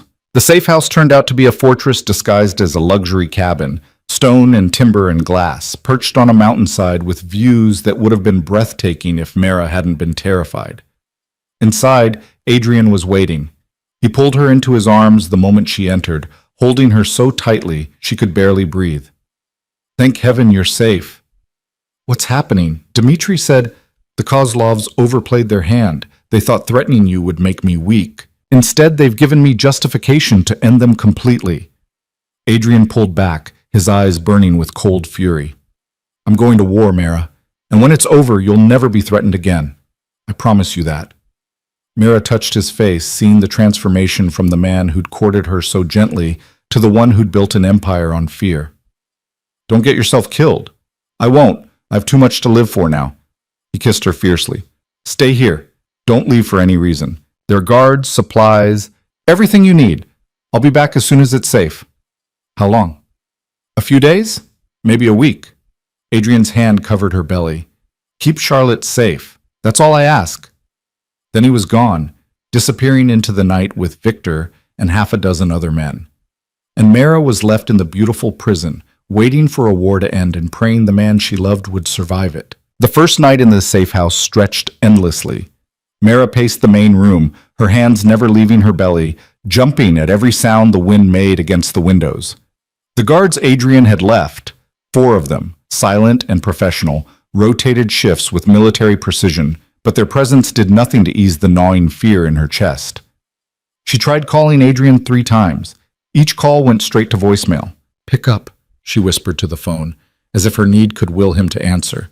"Please, just let me know you're alive." But the phone stayed silent, and the night crept by with agonizing slowness. Dawn brought Dmitri appearing at her door with dark circles under his eyes and tension radiating from every muscle. "Is he alive and unharmed?" Dmitri said quickly, clearly used to that being the first question. "But it's worse than we thought. The Kozlovs have allied with 2 other families. They're calling it a coalition against Mr. Volkov's tyranny." His tone made it clear what he thought of that justification. Mara sank into the nearest chair. "How many people are we talking about?" "Maybe 60 armed men between the 3 families, plus their business operations, their connections." Dmitri's jaw tightened. "They're trying to strangle Mr. Volkov's income streams while attacking his people directly. 3 warehouses burned last night. 2 of our clubs were shot up. 5 men in the hospital, 1 dead." "Who died?" "Alexei. He works security at the gallery sometimes. You might have met him."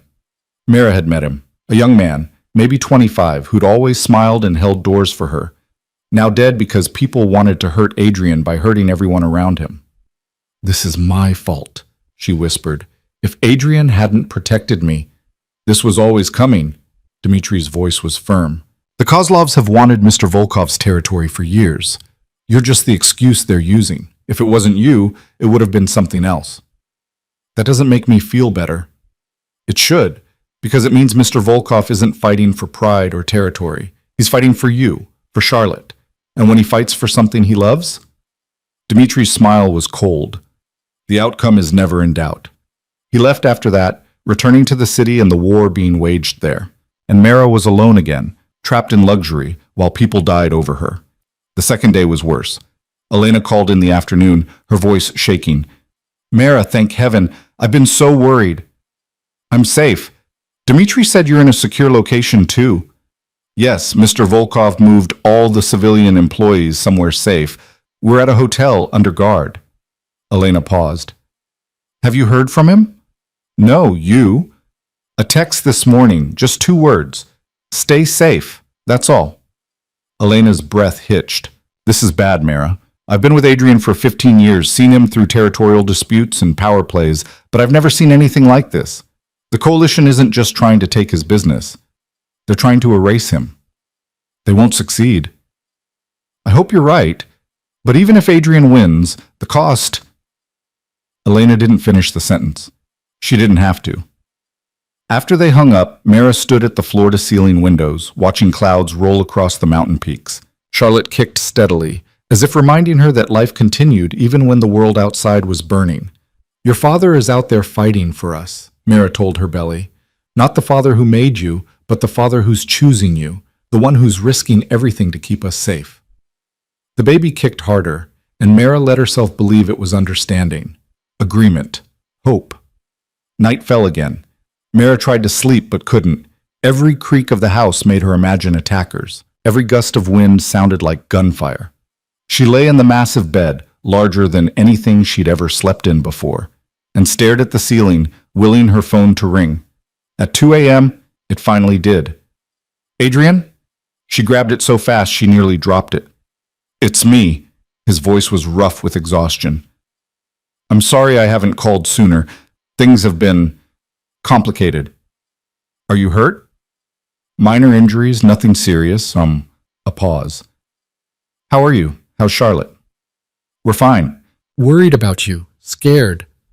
Mara pressed the phone harder against her ear, as if that could bring him closer. Dmitri told me about Alexei. I know. I'm sorry you had to hear that. Adrian's voice went hard. But his death won't be in vain. The Kozlovs will pay for every drop of blood they've spilled.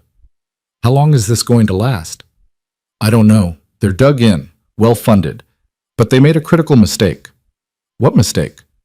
They think I'm fighting to protect my territory and pride. They don't understand that I'm fighting for something much more important. His voice softened. I'm fighting for you, Mara. For Charlotte. For the future we're going to build together. That makes me more dangerous than they can possibly imagine. Mara's throat tightened. Please, don't die for us. I don't plan to die at all. I plan to win decisively and then come back to you. A sound in the background, shouting, maybe. I have to go. Victor needs me. But I needed to hear your voice, to know you were really okay. I'm okay, I promise. Just be careful. Always. He paused. I love you, Mara. I should have said it before, but I'm saying it now. I love you. The words hit her like a physical force. She'd known, somewhere deep down, but hearing him say it made it real, undeniable. I love you too, she whispered. Come back to me, please. Wild horses couldn't keep me away. The line went dead. Mara clutched the phone to her chest, tears streaming down her face. He loved her.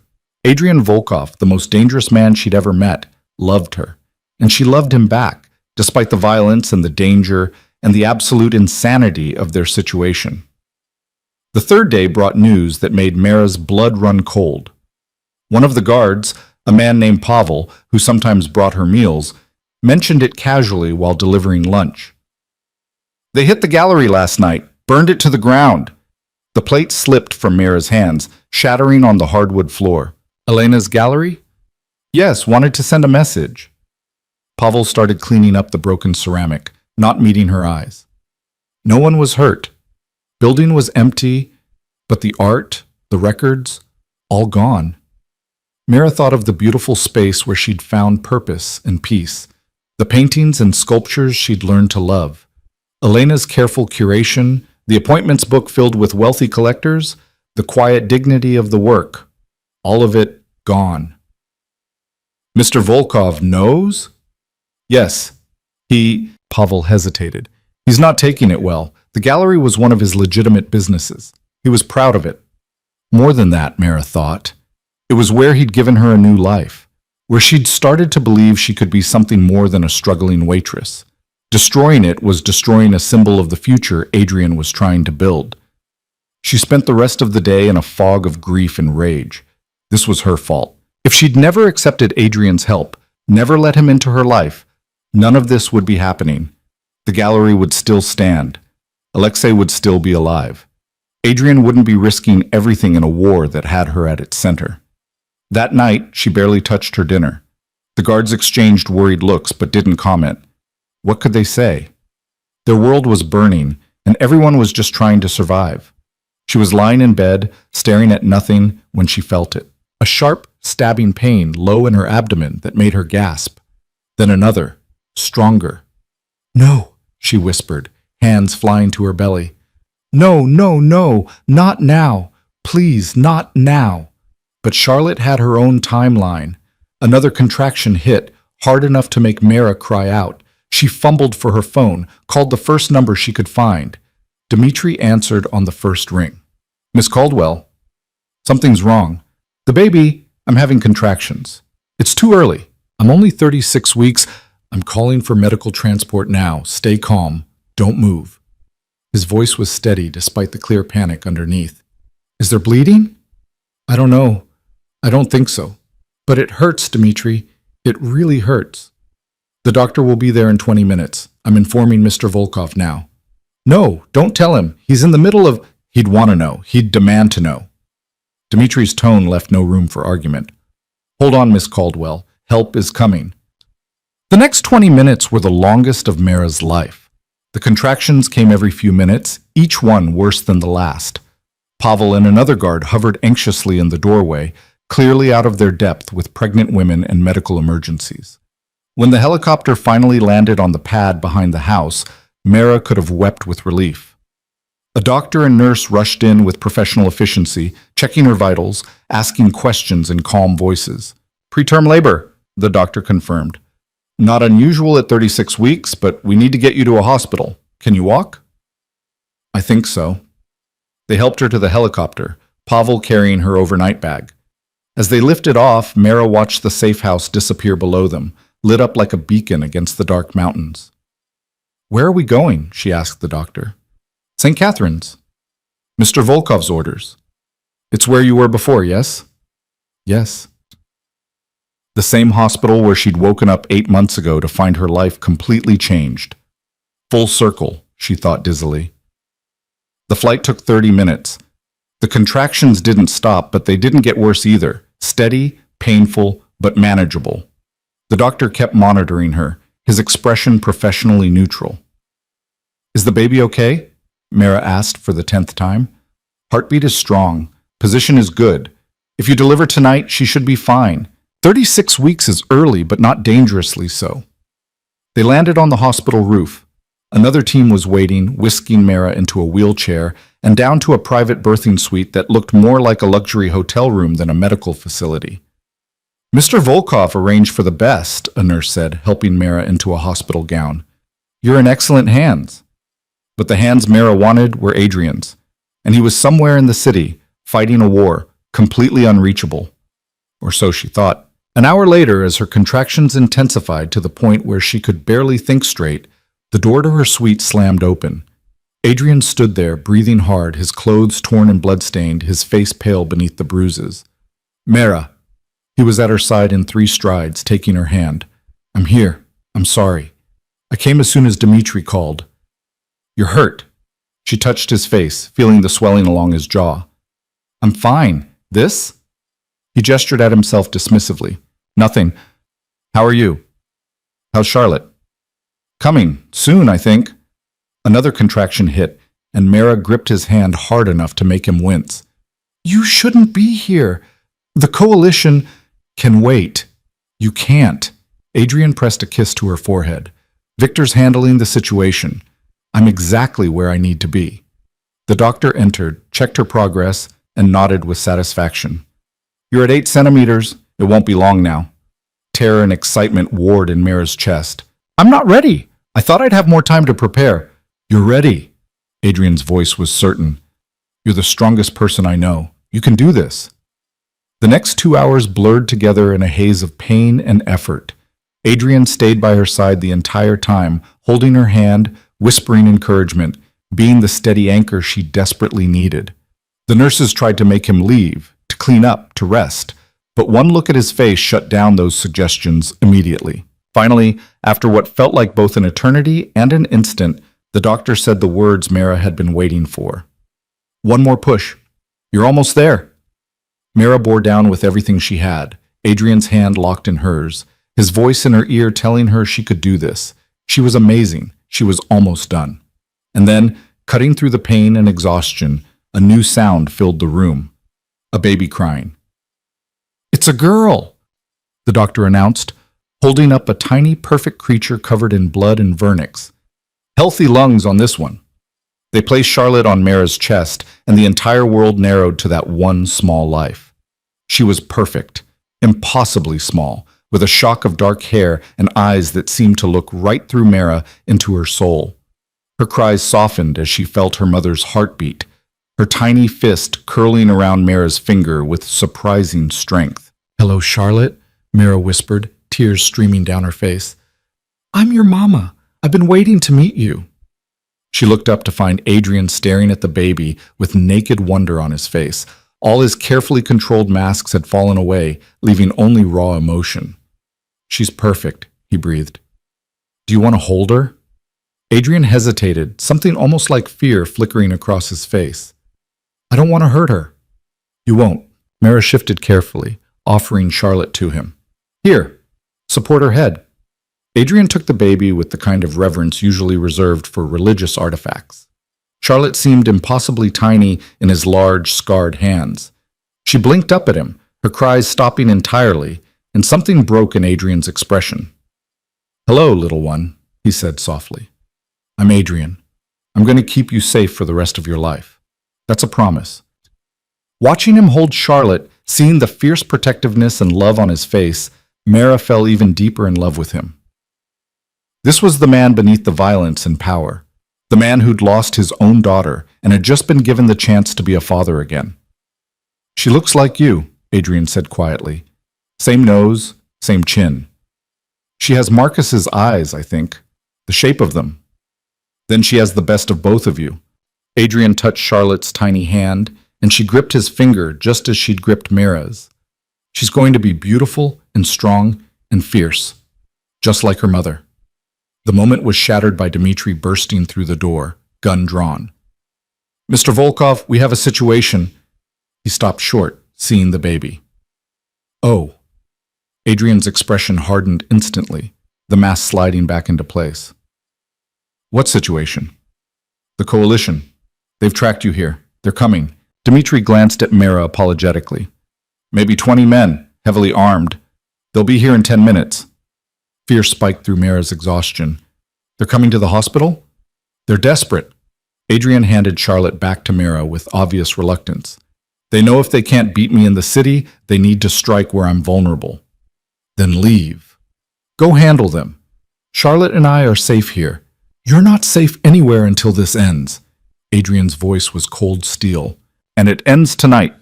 He turned to Dmitri. "How many men do we have?" 15 in the building, another 10 en route. Not enough. They outnumber us, and they have surprise." Adrian's jaw tightened. "But we have home advantage and motivation. Position men on every entrance. Lock down this floor completely. No one gets to Mara and Charlotte. Understood?" "Yes, sir." "Good." Adrian looked back at Mara, his expression softening. "I'm sorry. This should have been a perfect moment.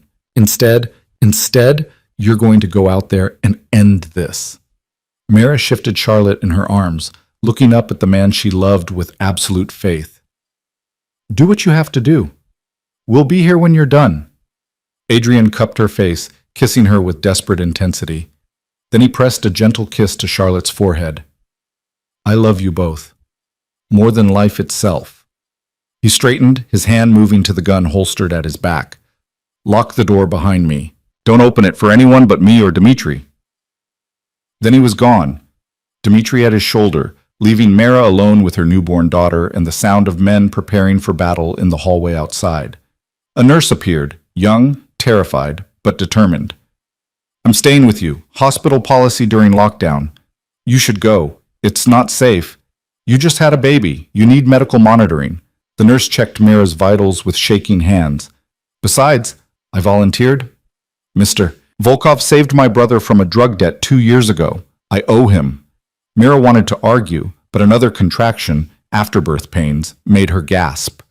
The nurse helped her through it, then settled into the chair beside the bed with the kind of fake calm that came from terror barely suppressed. Charlotte slept through it all, peaceful in her mother's arms, unaware that violence was coming for them. Gunfire erupted 10 minutes later. Mara heard it even through the locked door, sharp cracks that echoed through the hospital corridors. Shouting, running footsteps. More gunfire, closer now. She held Charlotte tighter, curling her body protectively around her daughter. If they came through that door, if they somehow got past Adrian and his men, she would fight. She'd never fought for anything in her life, but she would fight for Charlotte. The door handle rattled. Mara's heart stopped. "Mara, it's Victor. Let me in." She recognized his voice. The nurse unlocked the door, and Victor slipped inside, blood on his shirt but moving steadily. He locked the door again immediately. "Status?" the nurse asked.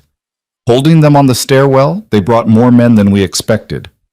Victor positioned himself between the door and Mara.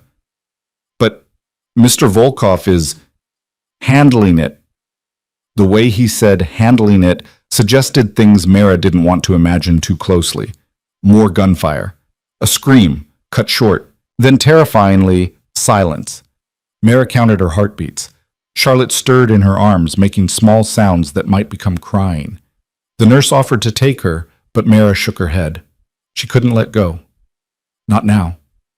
The silence stretched. 1 minute, 2, 5. Then footsteps in the hallway, slow, steady, coming closer. Victor raised his gun. The nurse moved to stand in front of Mara and Charlotte, and Mara held her breath, praying with everything she had. A knock. 3 sharp raps. "Mara, it's me. Open the door." Adrian's voice. Mara nearly collapsed with relief. Victor checked the peephole, then unlocked the door. Adrian entered, and Mara bit back a gasp. He was covered in blood, his clothes, his face, his hands. His knuckles were raw and bleeding. There was a gash across his cheek that would definitely scar. But his eyes, when they met hers, were clear, focused, alive. "It's over," he said simply. "The coalition is broken. Their leaders are dead. The survivors have surrendered." "All of them?" Victor asked. "Every single one." Adrian moved to the sink, washing blood from his hands with methodical precision. "Kozlov, Petrov, Sokolov, all dead. Their operations will be absorbed into ours.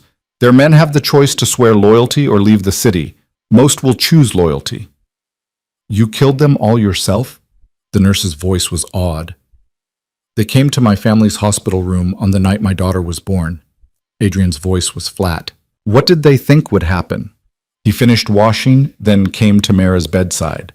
She should have been horrified by the violence, by the cold calculation in his voice.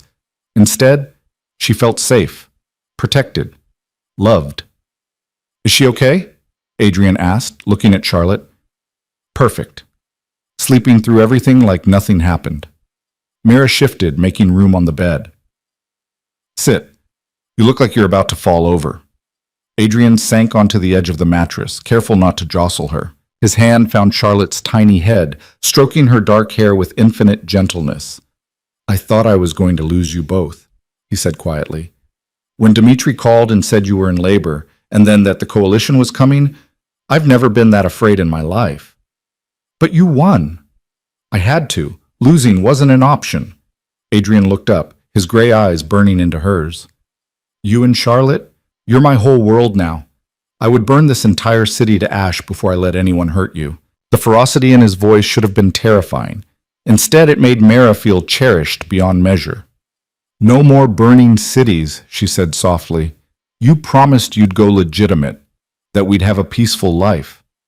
And I will keep that promise. The coalition's destruction gives me the leverage I need. Other families will fall in line or leave. In 6 months, maybe a year, I can step back from the violent side of the business completely." Adrian's hand moved from Charlotte to cover Mara's. "We'll have that peaceful life. I swear it." Charlotte chose that moment to wake up, her eyes blinking open to focus on Adrian's face. She didn't cry, just studied him with that intense newborn stare. "She knows you," Mara whispered. "She knows I'm hers, just like I'm yours." Adrian leaned down, pressing a kiss to Mara's forehead. "Marry me." The words hung in the air. Mara stared at him, certain she'd heard wrong. What? Marry me. I know it's fast. I know we've only been together a few weeks, but I've never been more certain of anything. Adrian's voice was fierce. I love you. I love Charlotte. I want to build a life with you, raise her together, give her brothers and sisters if you'll have me. I want to wake up every morning knowing you're mine and I'm yours. So marry me, Mara, please. Tears streamed down Mara's face. You're proposing in a hospital room covered in blood while I look like I've been hit by a truck? I'm proposing in the room where our daughter was born, on the night I proved I'd do anything to protect you both. Adrian's smile was tender. This is the perfect moment, the only moment that matters. Mara looked down at Charlotte, then back up at Adrian. 6 months ago, she'd been a struggling waitress with no future and no hope. Now she held a beautiful baby girl in her arms and had a man who'd moved heaven and earth to keep them safe. It was insane. It was impossible. It was everything she'd never dared to dream. Yes, she whispered. Yes, I'll marry you. Adrian's smile transformed his entire face. He kissed her, careful and tender despite the violence still clinging to him. When they broke apart, Charlotte was watching them both with those dark, serious eyes. Welcome to the family, little one, Adrian told her. I promise you're going to have the best life I can give you. Safety, love, every opportunity in the world. And you'll never, ever have to be afraid. Charlotte's tiny hand reached out, grabbing Adrian's finger with that same surprising strength. And in that moment, watching the most dangerous man she'd ever met melt under the grip of a newborn, Mara knew everything was going to be okay. The war was over, Charlotte was safe, and their future, strange and unlikely and beautiful, was just beginning. The hospital kept Mara and Charlotte for 3 days.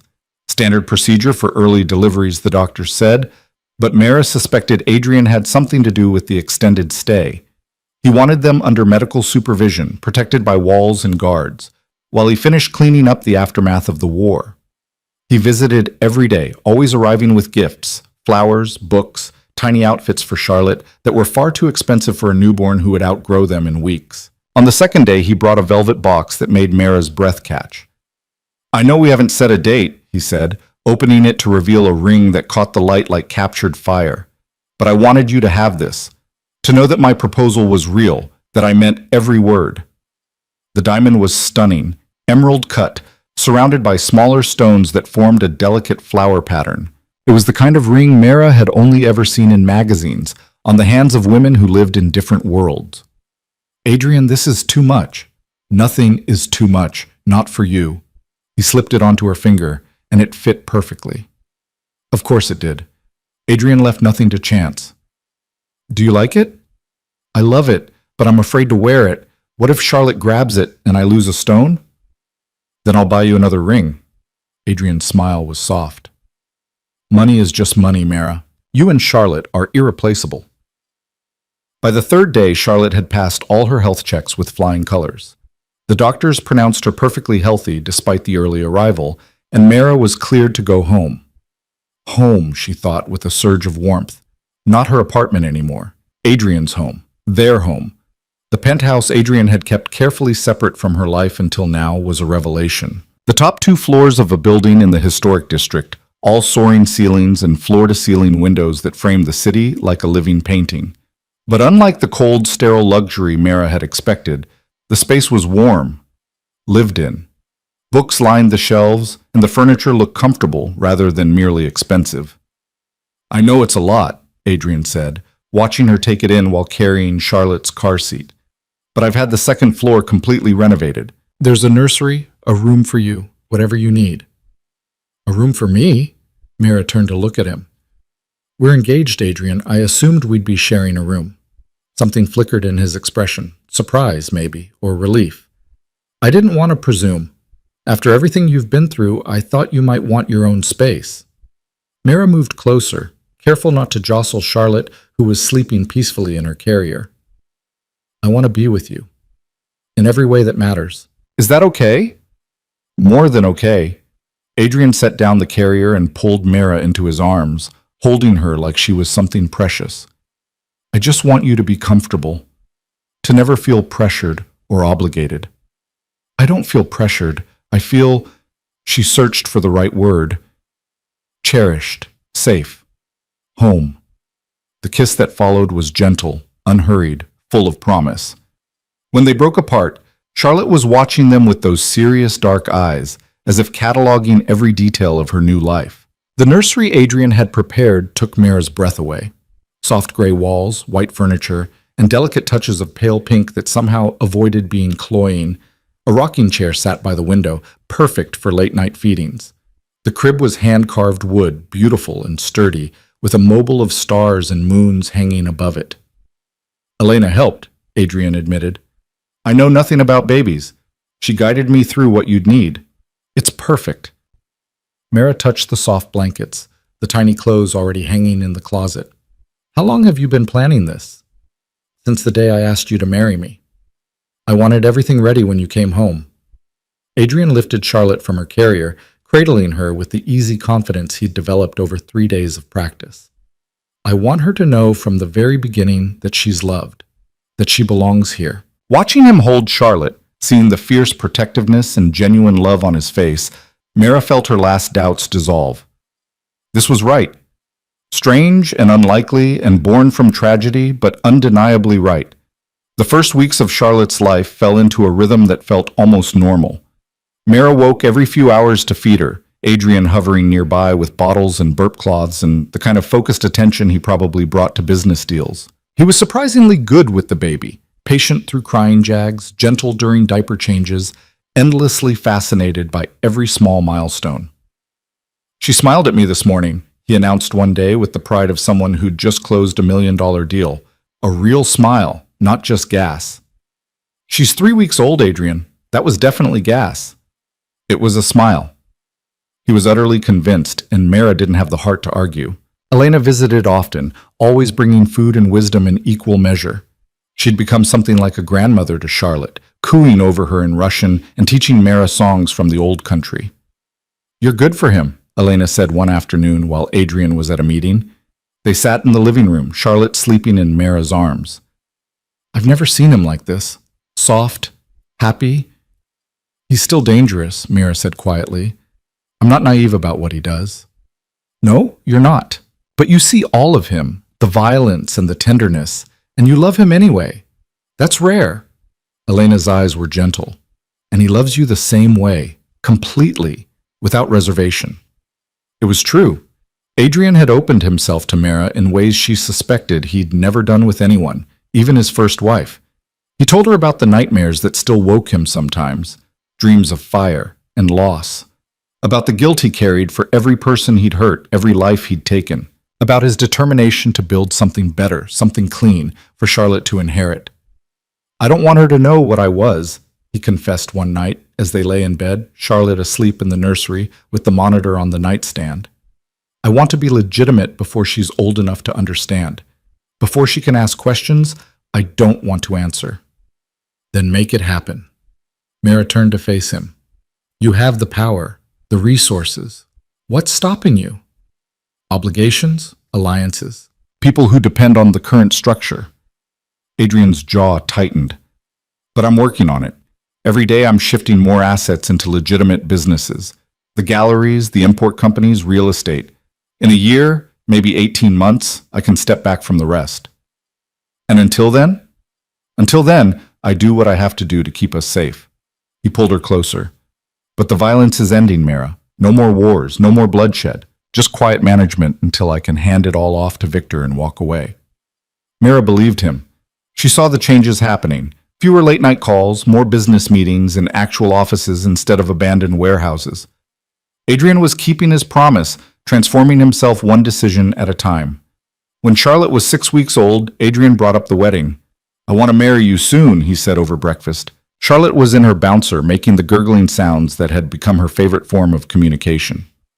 Not a huge ceremony, just us and the people who matter most. How soon? Next month? I know it's fast, but I don't want to wait. I want to make this official, to give Charlotte a family, legally and completely. Mira thought about it. She had no family left to invite, no friends beyond Elena, and a few women from the gallery. A small ceremony made sense. More than that, it felt right. Okay, next month. But I have one condition.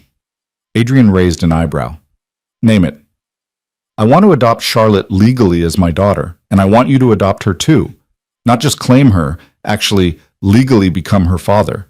Can we do that? Something raw and beautiful crossed Adrian's face. You want me to be her father? Officially? You already are her father in every way that matters. This just makes it legal, makes her yours. Mara reached across the table to take his hand. Marcus gave her life, but you're giving her everything else. Love, safety, a future. You deserve to be her father. Adrian's eyes were suspiciously bright. Then, yes, we'll do it all at once. Get married, adopt Charlotte, start fresh as a real family. The lawyers Adrian employed made it happen with remarkable speed. Adoption papers were filed, background checks completed, home studies conducted by social workers who looked terrified of Adrian but had to admit he'd created the perfect environment for a child. The wedding license was obtained and Elena took charge of planning the actual ceremony with the kind of efficiency that suggested she'd been waiting for this moment for years. Small and intimate, she declared. The penthouse terrace, sunset, maybe 20 guests. You'll wear something simple but beautiful. Adrian will cry. I won't cry, Adrian protested. You will absolutely cry. Elena patted his hand. And it will be lovely. She was right about everything except the guest count. When the day arrived, there were maybe 15 people total. Victor and Dmitri both looking uncomfortable in suits. Pavel and a few other guards who'd become something like friends.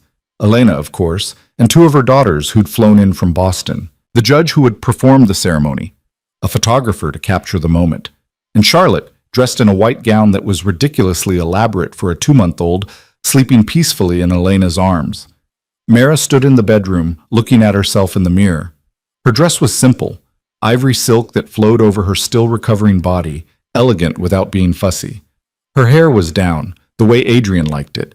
The ring on her finger caught the light. She looked like a bride. She felt like someone else's life had somehow become hers. Ready? Elena appeared in the doorway, Charlotte stirring in her arms. Everyone's waiting. Is Adrian nervous? Terrified? He's been pacing for 20 minutes. Elena's smile was warm.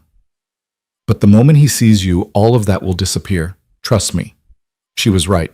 When Mara stepped onto the terrace, transformed with flowers and soft lighting, the city spread out below them in the golden hour. Adrian turned and his entire face transformed. The fear vanished, replaced by something so tender it made Mara's throat tight. She walked to him without music or ceremony, just the sound of the evening wind and the city below. When she reached him, he took her hands, his voice rough with emotion. You're beautiful. So are you. The judge cleared his throat, clearly amused. Shall we begin? The ceremony was short and perfect.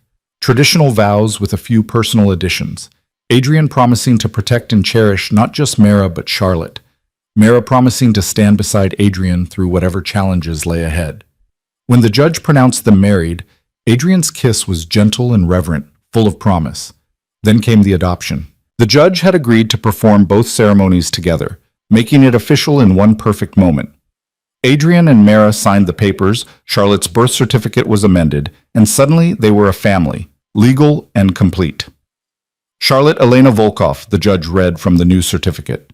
Daughter of Adrian Volkov and Mara Volkov. Congratulations. Adrian took Charlotte from Elena, holding her up so she could see everyone gathered. Hear that, little one? You're ours now, officially and forever. Charlotte, with impeccable timing, smiled. A real smile this time, no question about it. The guests laughed, and Adrian's eyes filled with tears he didn't bother to hide. Elena was right, Mara whispered. You are crying. Tears of joy don't count.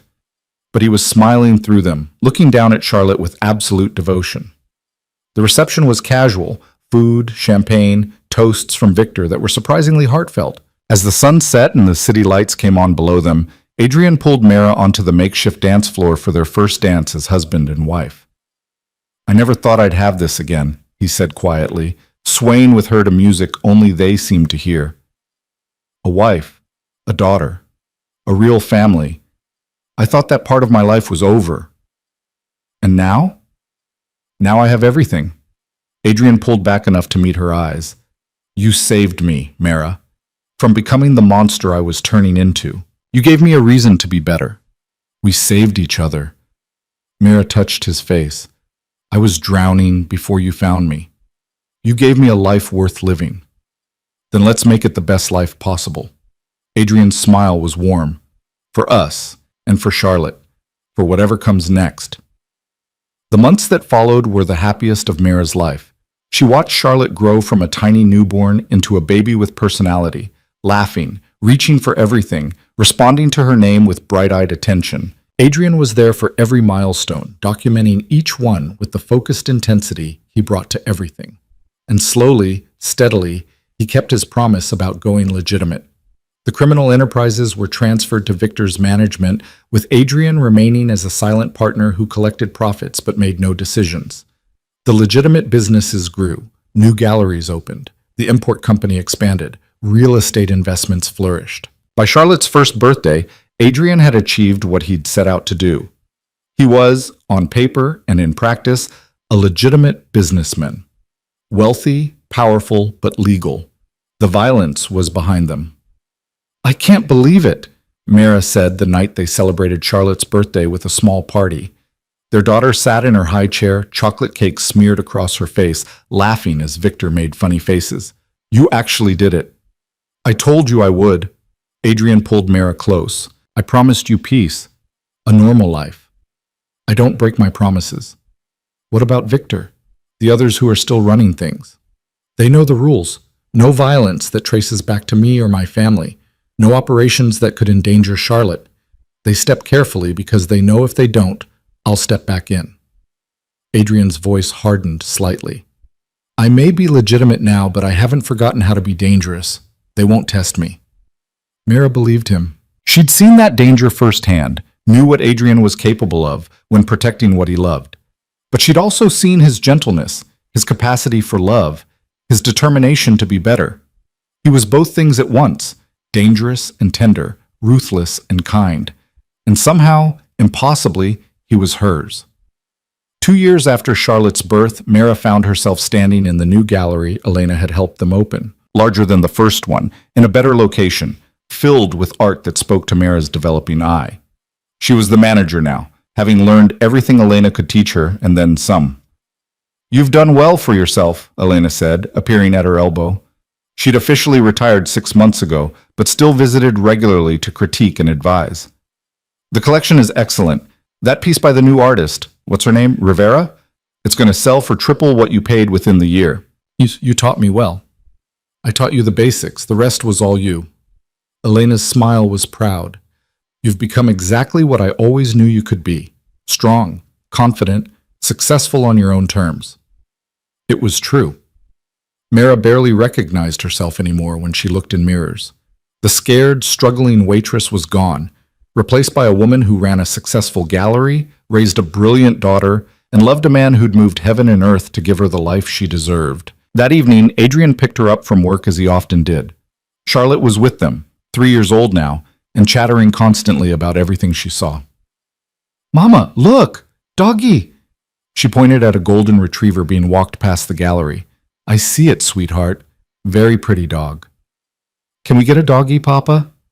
Adrian, who'd insisted Charlotte call him Papa from the moment the adoption was finalized, pretended to consider it seriously. Maybe when you're a little older, dogs are a big responsibility. I'll be responsible, promise! Mira and Adrian exchanged amused looks over her head. These were the moments that mattered, not the dramatic rescues or violent confrontations, but the simple everyday joy of being a family. That night, after Charlotte was asleep, Adrian brought Mira out to the terrace where they'd been married. The city glittered below them, beautiful and vast. I've been thinking, he said, pulling her close, about expanding the family. Mira's heart skipped. Are you saying what I think you're saying? Charlotte's 3, the perfect age for a sibling. Adrian's hand rested on her stomach, hopeful. What do you think? Ready to do it again? Mira thought about pregnancy, about labor, about sleepless nights with a newborn. Then she thought about Charlotte's joy, about the family they'd built, about giving their daughter a sibling to grow up with. Yes, she said simply. Let's have another baby. Adrian's smile was brilliant. He kissed her deeply, and Mara felt the future unfold before them, full of possibility and hope and love. 9 months later, Mara gave birth to a son they named Alexander, after Adrian's father. Charlotte was fascinated by her baby brother, insisting on helping with everything from diaper changes to bottle feedings. Adrian was, if possible, even more devoted the second time around, splitting his attention between both children with practiced ease. I never imagined this, he confessed one night as they watched Charlotte read a story to baby Alexander in her careful, serious way. After I lost my first family, I thought I'd never have this again. The noise, the chaos, the overwhelming love. You gave that back to me. We gave it to each other. Mara leaned against him. None of this would exist without both of us. 5 years passed. Charlotte started school, a private institution where she excelled in everything she touched, just like both her parents had predicted. Alexander grew into a rambunctious toddler who kept everyone on their toes. The gallery expanded again, then again, until Mara found herself running a small empire of her own, and Adrian transformed completely. The man who'd once ruled through fear and violence became known instead as a shrewd businessman, a devoted father, a philanthropist who funded arts programs and women's shelters throughout the city. He never spoke of his past, and those who knew didn't dare mention it. He'd become exactly what he'd promised: legitimate, peaceful, focused on building rather than destroying. On their 7th anniversary, Mara and Adrian stood on the same terrace where they'd been married. Their children were asleep inside. Charlotte, now 8, brilliant and fierce, and everything Mara had hoped she'd be. Alexander, 5, sweet and curious and absolutely convinced he could do anything his big sister could do. "Do you ever regret it?" Mara asked, looking out at the city lights. "Giving up the power, the control?" "Never. Not for a single second." Adrian pulled her close. "I gave up power over strangers. In exchange, I got everything that actually matters. You, our children. A life worth living instead of just surviving." Marcus would have been amazed to see her, Mara said quietly. She thought about Charlotte's biological father sometimes, less often as the years passed, but still. To see what Charlotte became. She became herself, strong and smart and loved beyond measure. Adrian's voice was certain. Marcus gave her life, but we gave her everything else. And if he could see her now, I think he'd be grateful. Maybe he would have been. Mara would never know. But she knew Charlotte was happy, thriving, surrounded by love and opportunity. That was what mattered. "I used to dream about escaping," Mara admitted. "When I was working at the diner, barely surviving, I used to imagine winning the lottery or meeting someone who would save me. But I never imagined anything like this." "What, marrying a reformed criminal and running an art empire?" "Marrying the love of my life, having children who fill every day with joy, building something meaningful that's entirely mine." Mara turned to face Adrian, finding home in the most unlikely place possible. "Unlikely," Adrian agreed, "but perfect." He kissed her as the city lights sparkled around them, and Mara felt the truth of that statement settle into her bones. Their story had been unlikely from the beginning, born from tragedy and violence, built on protection that transformed into love. But it was theirs, and it was perfect. Inside, Charlotte called out for water. Alexander started crying, probably having woken his sister with his movement. The beautiful moment shattered into the beautiful chaos of family life. Adrian laughed, pulling Mara toward the door, but, "Come on, our children need us. Our children always need us." And isn't that wonderful? It was. All of it. The sleepless nights and sticky fingers and constant noise, the gallery openings and school plays and family dinners, the quiet moments stolen between chaos, where Mara and Adrian remembered why they'd chosen this life together. Years later, when Charlotte graduated from high school at the top of her class, Mara sat in the audience with Adrian on one side and Alexander, now 13 and already taller than her, on the other. She watched her daughter cross the stage, confident and brilliant, and thought about the journey that had brought them here. A car accident that should have been the end had become a beginning. A pregnancy that seemed like a disaster had become the greatest gift. A dangerous man had become the best father and husband she could have imagined. "She looks like you," Adrian whispered as Charlotte accepted her diploma. "Same determination, same fire." She looks like herself, Mara corrected, like everything we hoped she'd be. Charlotte found them in the crowd after the ceremony, throwing her arms around both parents with the unself-conscious affection of a girl who'd never doubted she was loved. "I did it!" "We never doubted you would," Adrian said, his voice thick with pride. "Yale is lucky to have you." "I'm going to miss you all so much." Charlotte pulled back, her eyes bright. "But I'll come home for holidays and call every week. And we know." Mira cupped her daughter's face. "Go live your life, sweetheart. We'll be right here whenever you need us." That night, after the celebration dinner and the guests had gone home, Mara stood in Charlotte's room. It was decorated in the sophisticated style of a young woman, nothing like the pink nursery it had once been. Pictures covered the walls, Charlotte and Alexander, family vacations, school achievements. And on the nightstand, in a small silver frame, a photo Mara had placed there years ago. Marcus Chen, young and smiling before everything went wrong, the only picture Charlotte had of her biological father. "I told her the truth when she was 12, Adrian said from the doorway. "That I wasn't her biological father, that her birth father had died before she was born, but that he'd loved her." "What did she say?" "She said she knew, that you told her stories about Marcus when she was younger, that he was smart and charming and would have loved her very much." Adrian moved to stand beside Mara, and then she said it didn't matter, that I was her real father because I was the one who raised her. Mara leaned against him. "You are her real father, in every way that counts." "I know, but I'm glad she knows the truth, that Marcus wasn't erased, just remembered kindly." Adrian's arm came around her. "She deserves to know where she came from, even if where she's going is so much brighter." They stood in silence, looking at the room that represented Charlotte's childhood, ending now as she prepared to leave for college. It was bittersweet, watching her grow up in a way, but it was also beautiful. They'd given her wings, and now she would fly.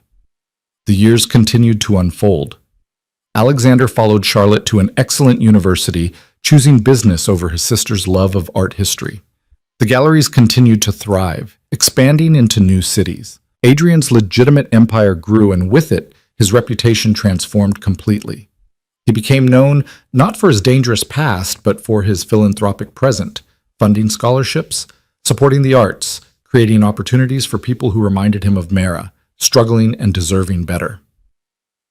On their 20th anniversary, Mara and Adrian returned to the mountain safe house where they'd weathered the storm of the coalition's attack. It had been transformed over the years into a family retreat, the fortress becoming a peaceful escape.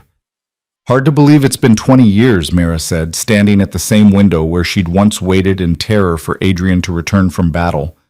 20 years since I proposed covered in blood in a hospital room?" Adrian smiled. "Most romantic proposal ever. It was perfect for us."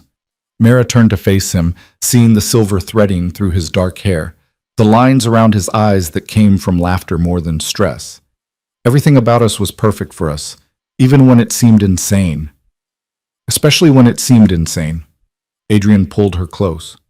"I'm grateful for every moment, every challenge, every joy. All of it led us here." Here was everything they'd built together. Children who were thriving, businesses that gave them purpose, a life that had transformed from survival to genuine flourishing, love that had been tested and proven unbreakable. "Do you ever miss it?" Mara asked. "The power? The danger?" "No. I have everything I want right here." Adrian kissed her forehead. "Power is just a tool. What matters is what you build with it, and we built something beautiful." They had. Against all odds, despite every obstacle, they'd created a life that was worth every struggle it had taken to get there. That evening, Charlotte called from her job at a museum in New York. Alexander video chatted from his internship in London. Both of them happy, successful, loved, and loving. "We did good," Mara said as they ended the calls. "We did better than good. We did extraordinary." Adrian pulled her into his arms on the terrace, the mountains rising around them under a sky full of stars. "And it's not over. We have years ahead of us, more memories to make, more love to share." Mara leaned into his embrace, feeling the truth of those words settle deep in her heart. Their story had started with tragedy, a car crash, a pregnancy, a dangerous bargain. But it had become so much more. It had become a love story for the ages, not the kind found in fairy tales, but something real and hard-won and infinitely precious. Two broken people who'd found each other in the darkness and built a light bright enough to guide them home. "I love you," Mira whispered. "I love you more," Adrian replied. "Impossible. Want to bet?" They argued about it playfully as they headed inside, their laughter echoing in the mountain air. And somewhere in the city below, the empire they'd built together continued its quiet work, helping people, creating beauty, making the world just a little bit better than they'd found it. Charlotte Volkov grew up to run her own museum, creating opportunities for young artists who needed them. Alexander Volkov built ethical businesses that treated employees fairly and gave back to communities. And Mara and Adrian Volkov grew old together, their love deepening with each passing year, proving that even the most unlikely beginnings could lead to the most beautiful endings. Their story had started with a collision, metal and glass and shattered lives. But it had transformed into something no one could have predicted, a family built on choice rather than obligation, love that conquered fear, peace that was earned through transformation rather than demanded through violence. And when Mara looked back on it all, from the scared waitress she'd been to the confident woman she'd become, she understood that every moment, even the terrifying ones, had been necessary, had been perfect in its own way, because it had led her here, to Adrian, to their children, to a life she'd never dared to dream but now couldn't imagine living without. That was the real miracle. Not the dramatic rescues or violent confrontations or unlikely coincidences, but the simple, profound truth that love could transform everything, including two people who'd thought they were beyond saving. They'd saved each other, built each other up, created something beautiful from the wreckage of what came before. And they lived happily ever after. Not because fairy tales promised it, but because they chose it every single day, together.